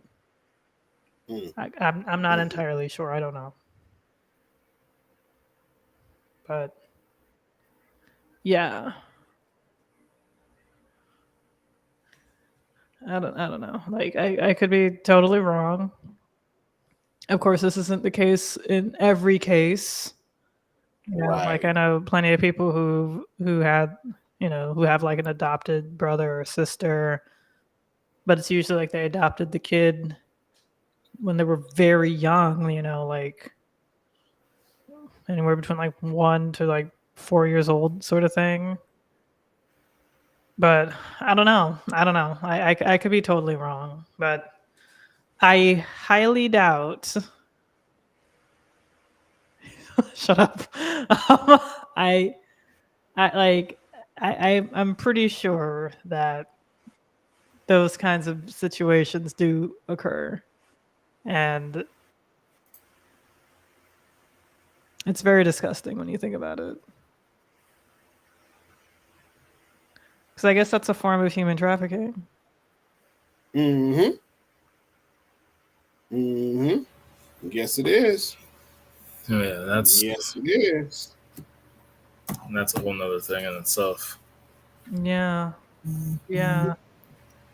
No, yeah, sad and disgusting, because the kid is like still a kid.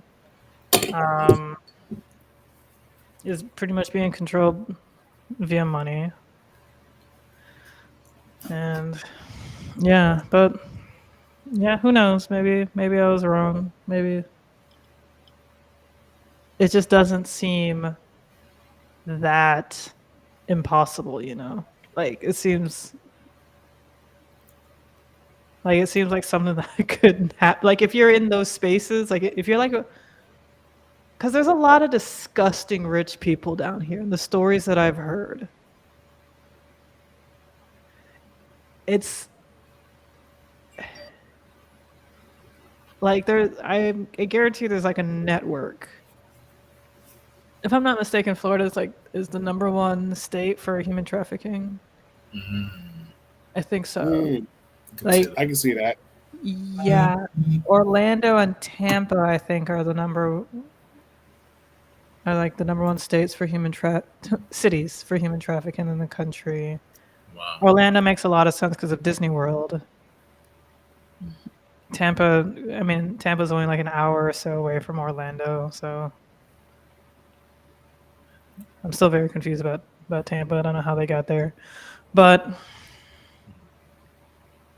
and I think Miami is kind of up there as well. But it's just I don't know, like it's just like really disgusting because when they talk about like the anti-abortion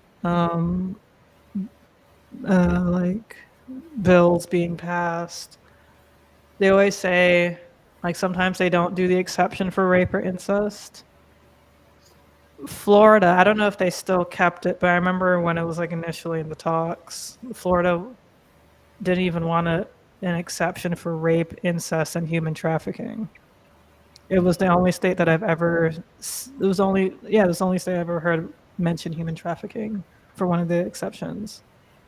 So it goes to show that they know how often this shit happens, and they were still trying to be like, no, it doesn't matter at all. Like that's just absolutely disgusting, traumatic, vile. And I don't know, like what, like it's I don't know, like it's just Strange. yeah, it's geographically and economically and monetarily, it's it's pretty sad and disgusting.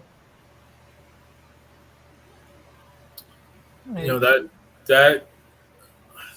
something about that triggered something that was very directly related to immigration. Well, because I know there's been a lot going on with immigration, and of course, one of the big things with the border, that's like a whole thing. But human trafficking, of course, is a very real thing.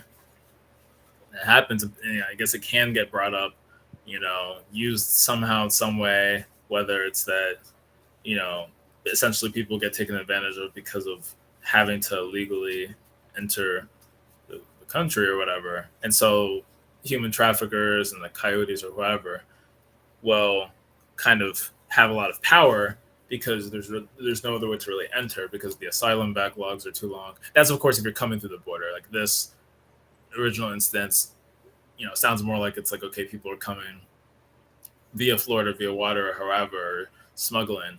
But that was something like a connection I just thought of is that human trafficking, you could see it being worse when the immigration laws aren't being like the system's not being like really taken care of. You're not funding the asylum process. You're not really like having an actual kind of pathway, and so you end up leading bad actors to do bad things.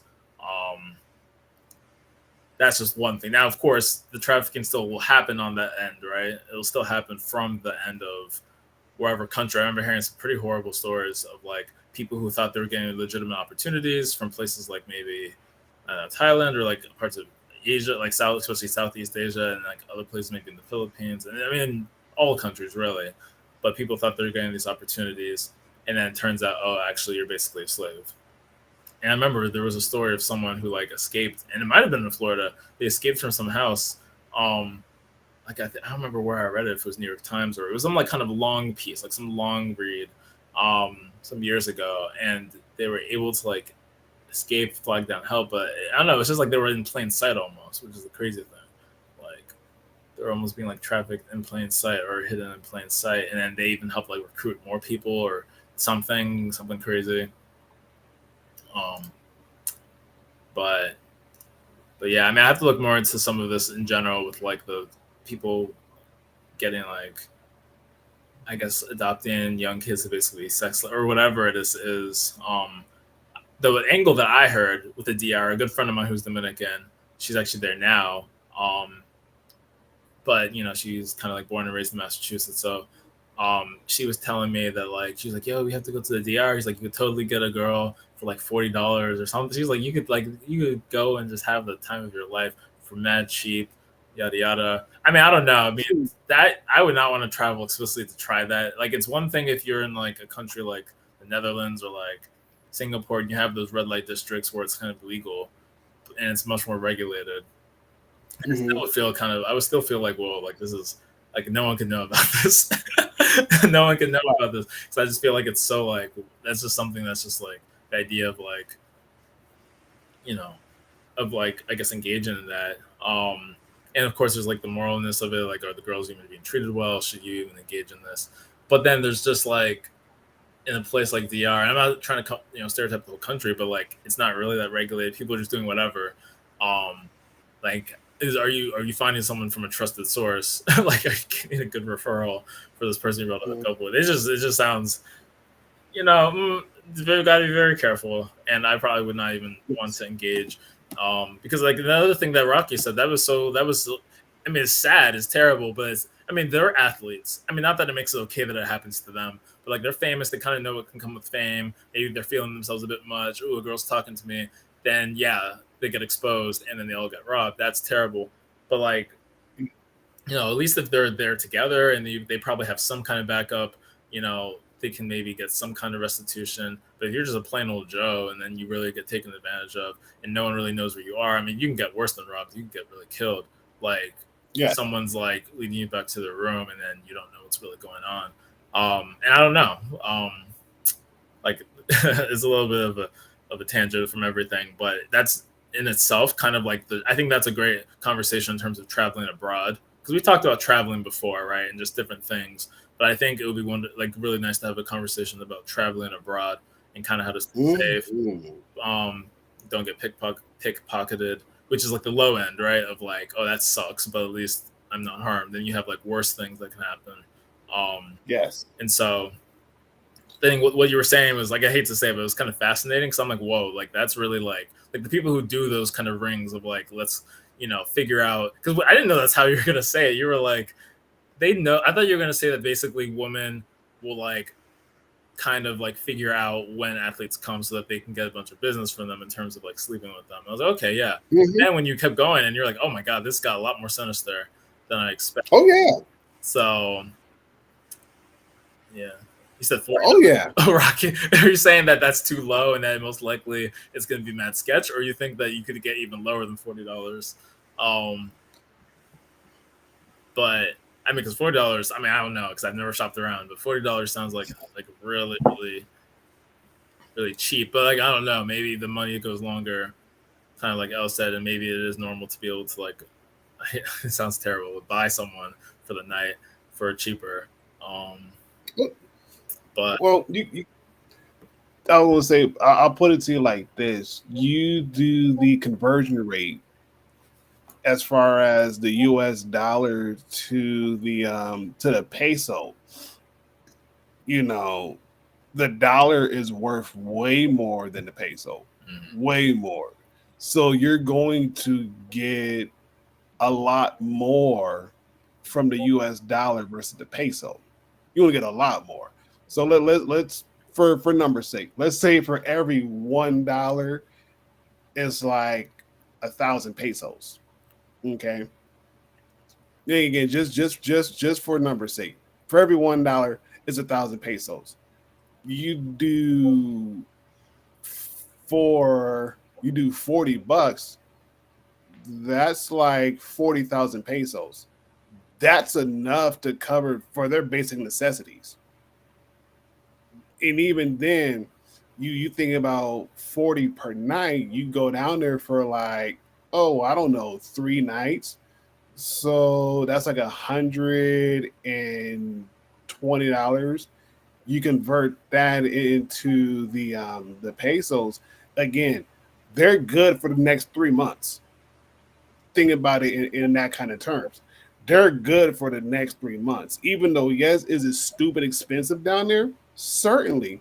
But at the same time, they also know that the U.S. dollar is worth more than the peso. So if they could get more money out of you it's going to benefit them in the long run, because then again, at the same time, they don't necessarily have to work as hard because they already put in the upfront cost or the upfront work ahead of time. And the only thing they got to do is pretty much chill, recuperate, do whatever they want to do. And if they decide to go back out and quote unquote work again, they can.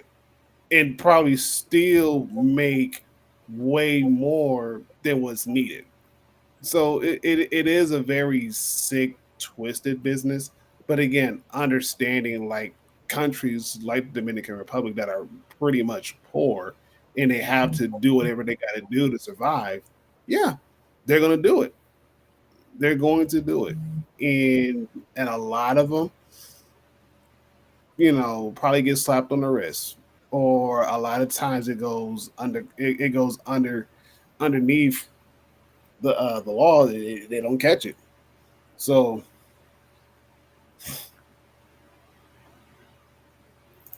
well, let's see. Interesting. No, that's fair.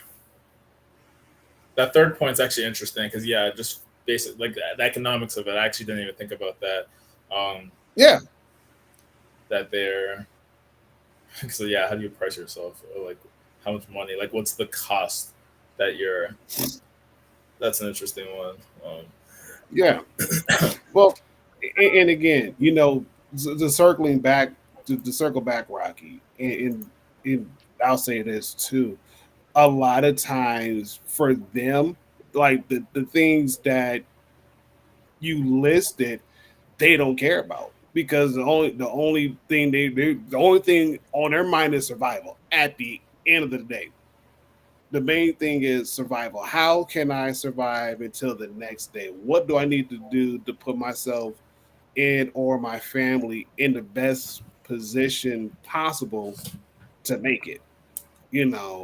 And even then, if it means degrading themselves, if it means they're going to put themselves in danger, but then again, they normally run in teams as it is anyways, or whatever the circumstances is.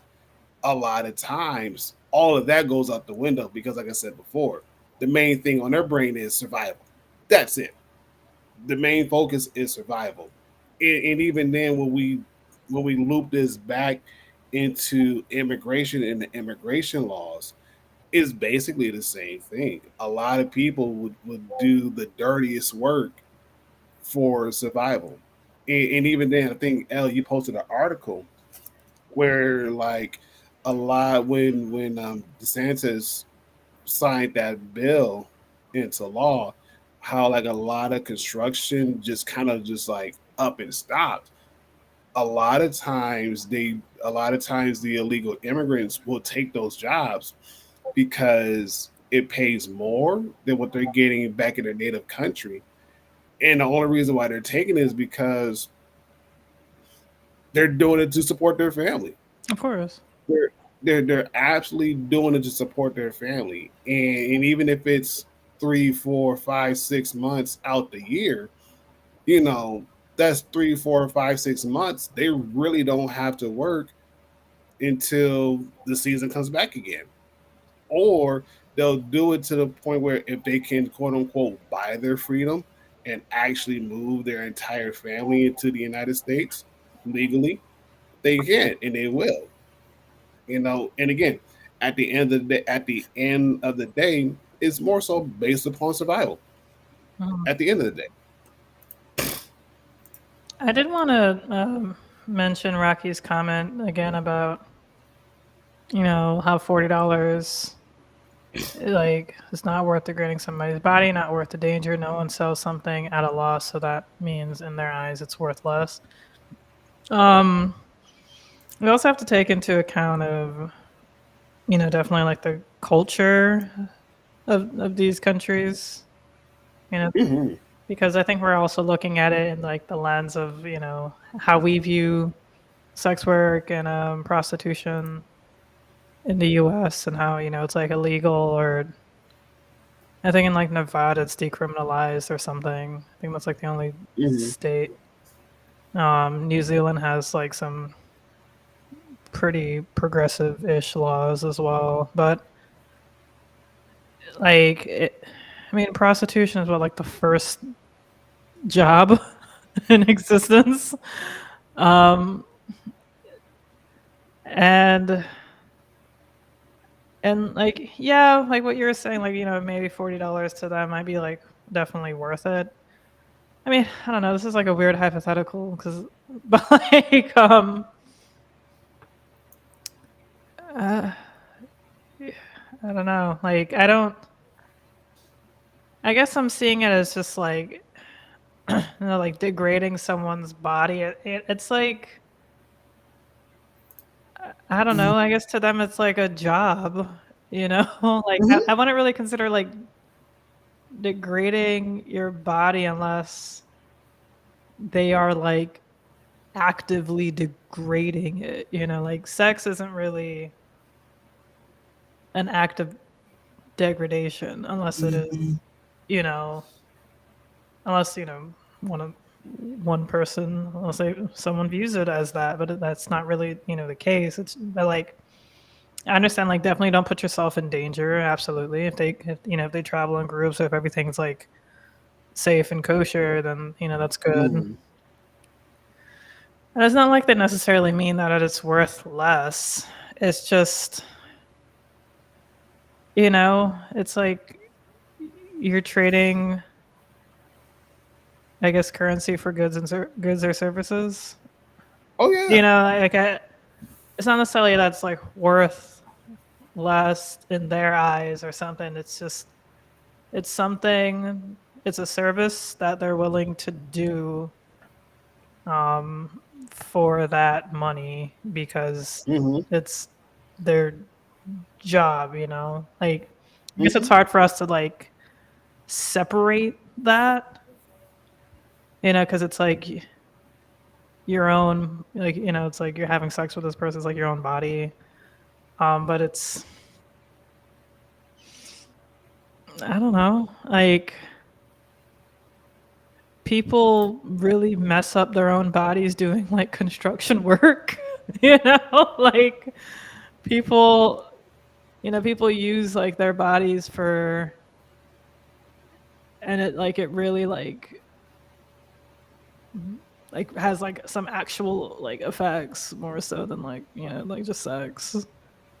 But of course, like if the, you know, if the, I guess, customer is just like absolutely just a horrible person, then yeah, that could be, of course, detrimental on the sex worker. But like, I don't know. I guess it was just kind of like, I feel like we're looking at it a lot. Like it's like it's not. I don't know. I guess because like, you know, I'm very like pro sex work. I don't really see it as like that bad. You know, if they're choosing to just do it, you know, for $40, maybe it's $40 for right now, and then, you know, later on they'll charge 80. I've heard someone charging 300 a night. Like here, and I don't know, it was the U.S. somewhere, but I didn't know this person personally. It was like, you know, through other sources, but like I get it. It's I don't know. I guess it's just viewed differently. This person brings things out, and all of us, we were just fortunate to be separated. Like, no, it's true. Like, I feel like once we get older, we start to kind of like look at things that we were like so against doing before as like, maybe, you know. People mess up their bodies drinking soda and eating junk. Yeah, true. True. I mean, forget soda and junk. I mean, that was really tame. Like, I was just talking with a good friend. You know, she's in the same community, but I think she has a little bit more of a handle on it. She was like, we know so many functioning alcoholics. Like, because I think we were talking about someone who we knew who like, she was like, yeah, that guy definitely does cocaine, and I was like, oh, so he really is on that. And I was like, I always thought cocaine was so like, you know, like when you hear heroin, meth, like you're taking this and you're not functioning anymore. Smoke crack, like you're done, like your brain is gone, and like all of this. But with cocaine, it's a lot different. People are very functional, if not, you know, they have symptoms and things that they display, and certain like fiending, and like things like that. And so she's like, yeah, like, you know, this is much lesser of an extent, but with alcoholism, you know, people are very functional. But how many people do you know who are like that? I'm like, oh yeah, crap, there is quite a lot. So there are like alcohol, even. I mean, there's a lot of things that people do that is like, you know, I'm not to harp on the point that much more, but like even just to go off of Gil and like some other things, yeah. There's a whole lot of, I guess, legalized, more benign things that are like also terrible for the body. But you know, I'm not like, I think the general idea, like the $40, I think that kind of gets to the, you know, what's the amount, how far does it go? And I see what Rocky's saying with the point of it. Like, I don't know, because I mean, again, I haven't really been shopping, but I remember when I would see these spam pages on Snapchat and they were talking about like meetups and blah, blah, blah, blah. And I was like, okay, this definitely seems spammy, but it seems like there was a real industry where people were meeting up. Sometimes it was like $150, sometimes it was closer to $300, but some of that was also like packages that were included. But I did definitely see things that were in the 100 plus range. And I was like, this is interesting. Oh yeah, absolutely. It's like you're having the opportunity to, like, I guess, like meet almost like a personal, I don't want to say porn star. It's more so, it's content creation. Like it's the same thing with, you know, if you like someone that you follow on YouTube or TikTok, and then, you know, like, I mean, it's gonna sound very meta right now, but if they're doing a live stream and like you're commenting and then like you're showing like engagement, it's like that's kind of how like how OnlyFans works. I assume, I don't know, like I'm literally saying that because I've never used OnlyFans. But from like what I've been told, from what it sounds like, it kind of sounds like it's like a form of content creation, but more personal, more like, I don't know, like more one-on-one engagement, like could be possible, especially if you buy into something. You might get custom videos. I'm not sure if you can like engage directly, like in a one-on-one chat room type thing. You probably, because I mean, I think you can. OnlyFans, it's been years since I like ever was on. Like I would meet people maybe on Instagram or whatever, and it wasn't even like a really super sexual encounter. It was just like, oh, they're in the comments, and I find out, oh snap, they have an OnlyFans, and so out of curiosity, I would go. Right. And so like one person was like, you know, kind of did more anime cosplay things. So it's not like they were fully naked, but clearly they had suggestive things, and some things were free, some things were behind a paywall. So it's almost like a kind of news feed that you get, but then you can pay to get, you know, certain more access, and then you can also get custom things or recommend. They can take general recommendations, but I also think some people will get like very custom, like, you know, you pay, then you can have like, hey, I want to see you do this, or I want this. You probably could have a one-on-one live chat room. I was never in one like that, but you know, I don't even know. It's so interesting because OnlyFans, especially in the early in the pandemic, huge. And I remember just seeing it out of just curiosity. And there's just a few pages where I would see it, and I'm like, oh, this is interesting. But I'm not really like I'm not getting off on this. So I'm not really like doing this for my own benefit per se. It's just this is actually kind of really interesting. So I would like follow, but literally it has to have been over a year, even two. So I'm like, huh. Again, another conversation, because that industry in itself and sex work and all of that, you know, there's always some conversation around it, but I feel like it kind of probably took a back seat. I mean, people might talk about wanting to decriminalize it, but always falls back when other things kind of come up. Right, exactly. I'm trying to remember exactly what we were talking about. But I mean, well, the thing is that like even with like sex workers, like if you ever like speak to them, or, you know, especially strippers, they always say that like a lot of men come back to like sometimes, you know, they may ask for like a private lap dance or a private and something, but sometimes they really just are here to like talk. Mhm. Um, Mhm. sex work that sometimes men are just kind of there to just cuddle, um, or talk to share some kind of level of intimacy because unfortunately a lot of men don't experience that kind of intimacy, like only don't experience that kind of intimacy outside of like sex. Mhm. Mhm. So it's like the same but different, you know. It's just packaged differently. So now instead of um like sex workers or even just regular individuals having to go to a physical location or some kind of underground hidden kink world kind of thing, which you know is still it still exists, of course, but like they can now go onto OnlyFans and have just a slew of different kinds of, you know, people to interact with and fulfill their kinds of fantasies. It's still paying for, like, you know, you're still paying.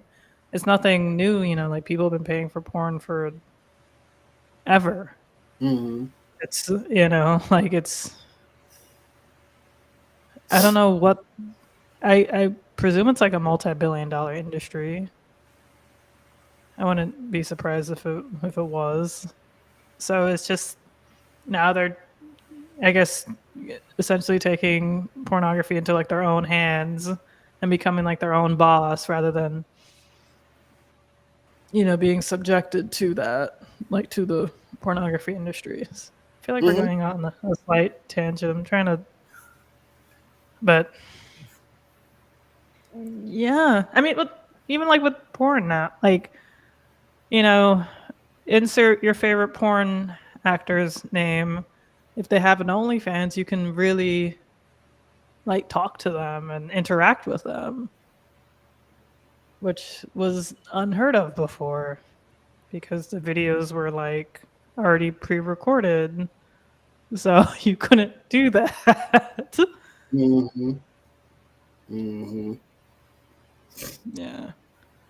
Even then, just to circle back to your point, I was reading an article about a year ago, about a year, 2 years ago, about the rise of OnlyFans and what you were saying about how most people who get into porn actually switched off to OnlyFans because they were getting paid more with less of the hassle, less the headache, less the demand because they can, and again, they can choose when to work, what to show, what not to show, and have made it into their own very lucrative business. I mean,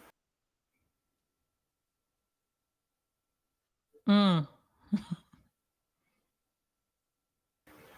there we go, to their own lucrative business, and even then, I think just within the last, what's this, May, so Hmm. within like the last 4 or 5 months, there's already been like a handful of accounts who've hit $1 million easy, and like in a good solid month, in a good, well, of course, over time, but still, let's say in about a month's time, they've made a good $1 million easy, Hmm. easy. And so they're like, why go to the porn industry where I won't even see that?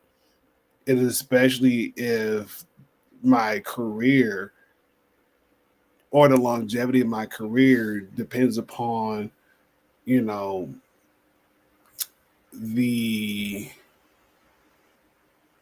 the overall health and wellness of not only of myself, but the other actor, actress that's involved, you know, that could either make or break my career. And especially if things just so happens where, get injured, in the process of filming, got to take that consideration versus what I'm doing now, where I'm in control. I pick my prize, I name it, and if you're willing to pay for it, go for it. If not, cool. It's not gonna hurt me because I still got a bunch of other people who don't mind paying. And even Mhm. then, like I said, like I was saying before, there's already like a handful of people on OnlyFans. They're making millions, or they've made $1 million. I think there was a more. There was another few that made like 500,000. But even then, what they turned around and did was they pretty much used that money to help, whether it was women get into cybersecurity or paying for somebody to go to school or just to give back in a very lucrative way. They've done that. Mhm. And I was like, I don't mind sharing the wealth of what I've gotten, like, because I know at the end of the day, it's not for me, but it is for the people who follow me, for my community, this, that, and the third. And so, yeah, it's becoming a very lucrative business and a very lucrative alternative to the traditional adult film industry. Mhm.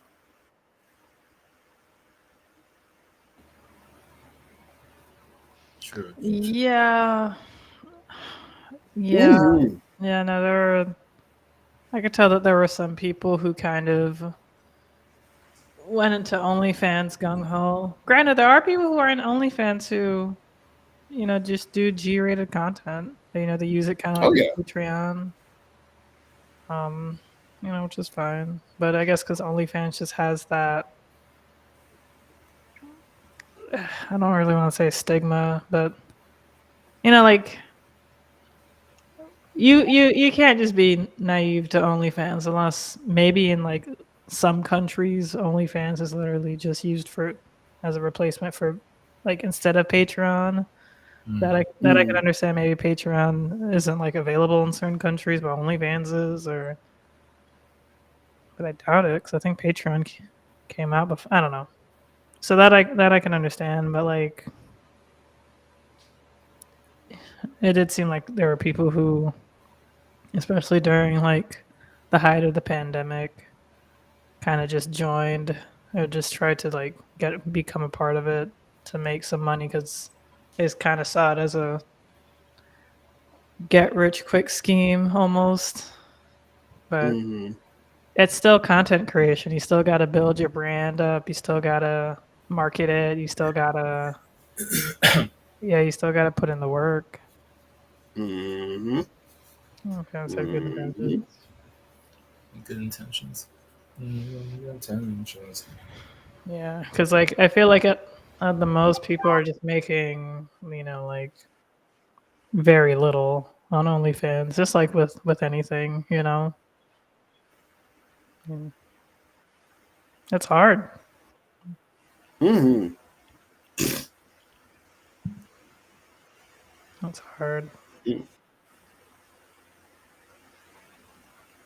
Oh, agreed. Mhm. So Agreed. yeah, something.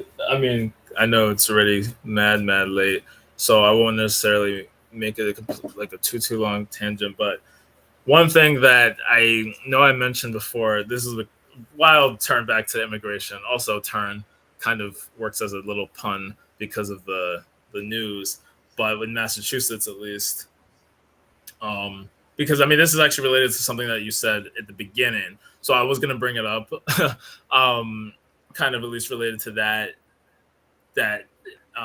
what do you call it? I guess undocumented immigrants were able to get driver's licenses in Mhm. Massachusetts. Because I know New York City was doing it. I guess there are some states, maybe some states completely do it. Massachusetts barely approved it. Like it was one of the closest votes on a ballot question. Literally, just barely cleared 50, like maybe 52% voted for it. Um, and so the debates for the ballot questions were kind of interesting. There were some debates hosted by Boston Public Radio, and so I don't know exactly how the law has progressed. I don't know exactly if it's because it's already kind of an effective thing, I guess. I think maybe what happened was that it was already a thing, and so the ballot question was kind of like reinforcing a law that was already passed or something. But basically, it was like, yeah, let's have this because it just makes things safer. Otherwise, people aren't getting properly licensed. They're already out there, so why not do it? So the fact that a place like Florida could go and say, no, this isn't valid is like, oh, so now we're going to have this interstate fighting that we've already been seeing on other issues. And it could happen there where some places allow these licenses, other places do not. So I just thought like, wow, okay.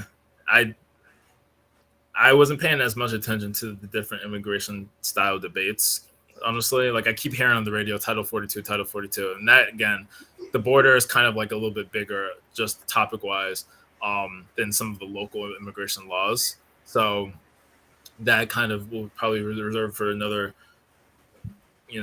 segment. But I kind of forgot about some of these local things. In Maryland, I have no idea what the laws are. And I don't think about it because my own immigration story, I was born here. My siblings weren't, but they naturalized when my parents did. So, it's something that even maybe them, I'll ask kind of like more. I feel like, I don't know, this is a little aside, but I don't necessarily talk a lot in terms of hearing stories from my parents. Like my sisters do seem to know more things, especially about my mom and some kind of bits of early life, or at least when they were a little older, like our age, like late 20s, early 30s, or even earlier in their 20s. Like my sisters seem to ask some questions. So they do kind of know some of the stories about when they were in school and they're immigrants in France and then they came to the US, but I don't necessarily have. And I kind of wish that would be something maybe we emphasize more even as a family, like just kind of hearing the stories while they're still here, But yeah, the immigration, it's something. Even the Cuban piece, when y'all were talking, I thought of like how one thing I would always hear is that they actually came by a pretty lax process, but then they voted to make it harder for future generations of Cubans and other immigrants as well. So I don't know. I feel like things definitely were easier in some ways. You can get away with more things some decades ago. And then it kind of reversed. Despite all the talk of the open border, there's definitely a lot of struggles. But some states like Massachusetts at least acknowledge that, hey, you're in the community. Might as well make sure we know that you know how to drive. Right. Oh, agreed. And then the healthcare piece is another one as well, where you want them to be covered. Even though people frame it as like, you're giving free healthcare to illegal immigrants. It's like, well, the whole idea is to give everyone access to the same healthcare. And you just want people in the community to be healthy as well. Because again, hopefully, we're not, I mean, that's kind of brutal. I was like, we're not idiots here. We know that they're here in the community. They could be healthy or they could not. So they could be licensed or they could be not. You can't just magically wish them away. And the mass deportation efforts are just not feasible. Nor are they even it doesn't make sense. So I'll personally have to do more research and look at some of these laws more because I haven't been paying attention to a lot of state and local legislation. I definitely did not hear about this Florida thing about not allowing them to work, which is hilarious because Florida was the site of one of Trump's properties was literally hiring illegal immigrants. You're supposed to use this federal verification for workers, and they just weren't using it, and instead they hired undocumented immigrants. So it's like, maybe you should get your own house clean before you start coming for the others. But I digress. That was just kind of a little thing or flurry of things. Oops, what happened there? Okay, it's fine. It's just a few things, but no.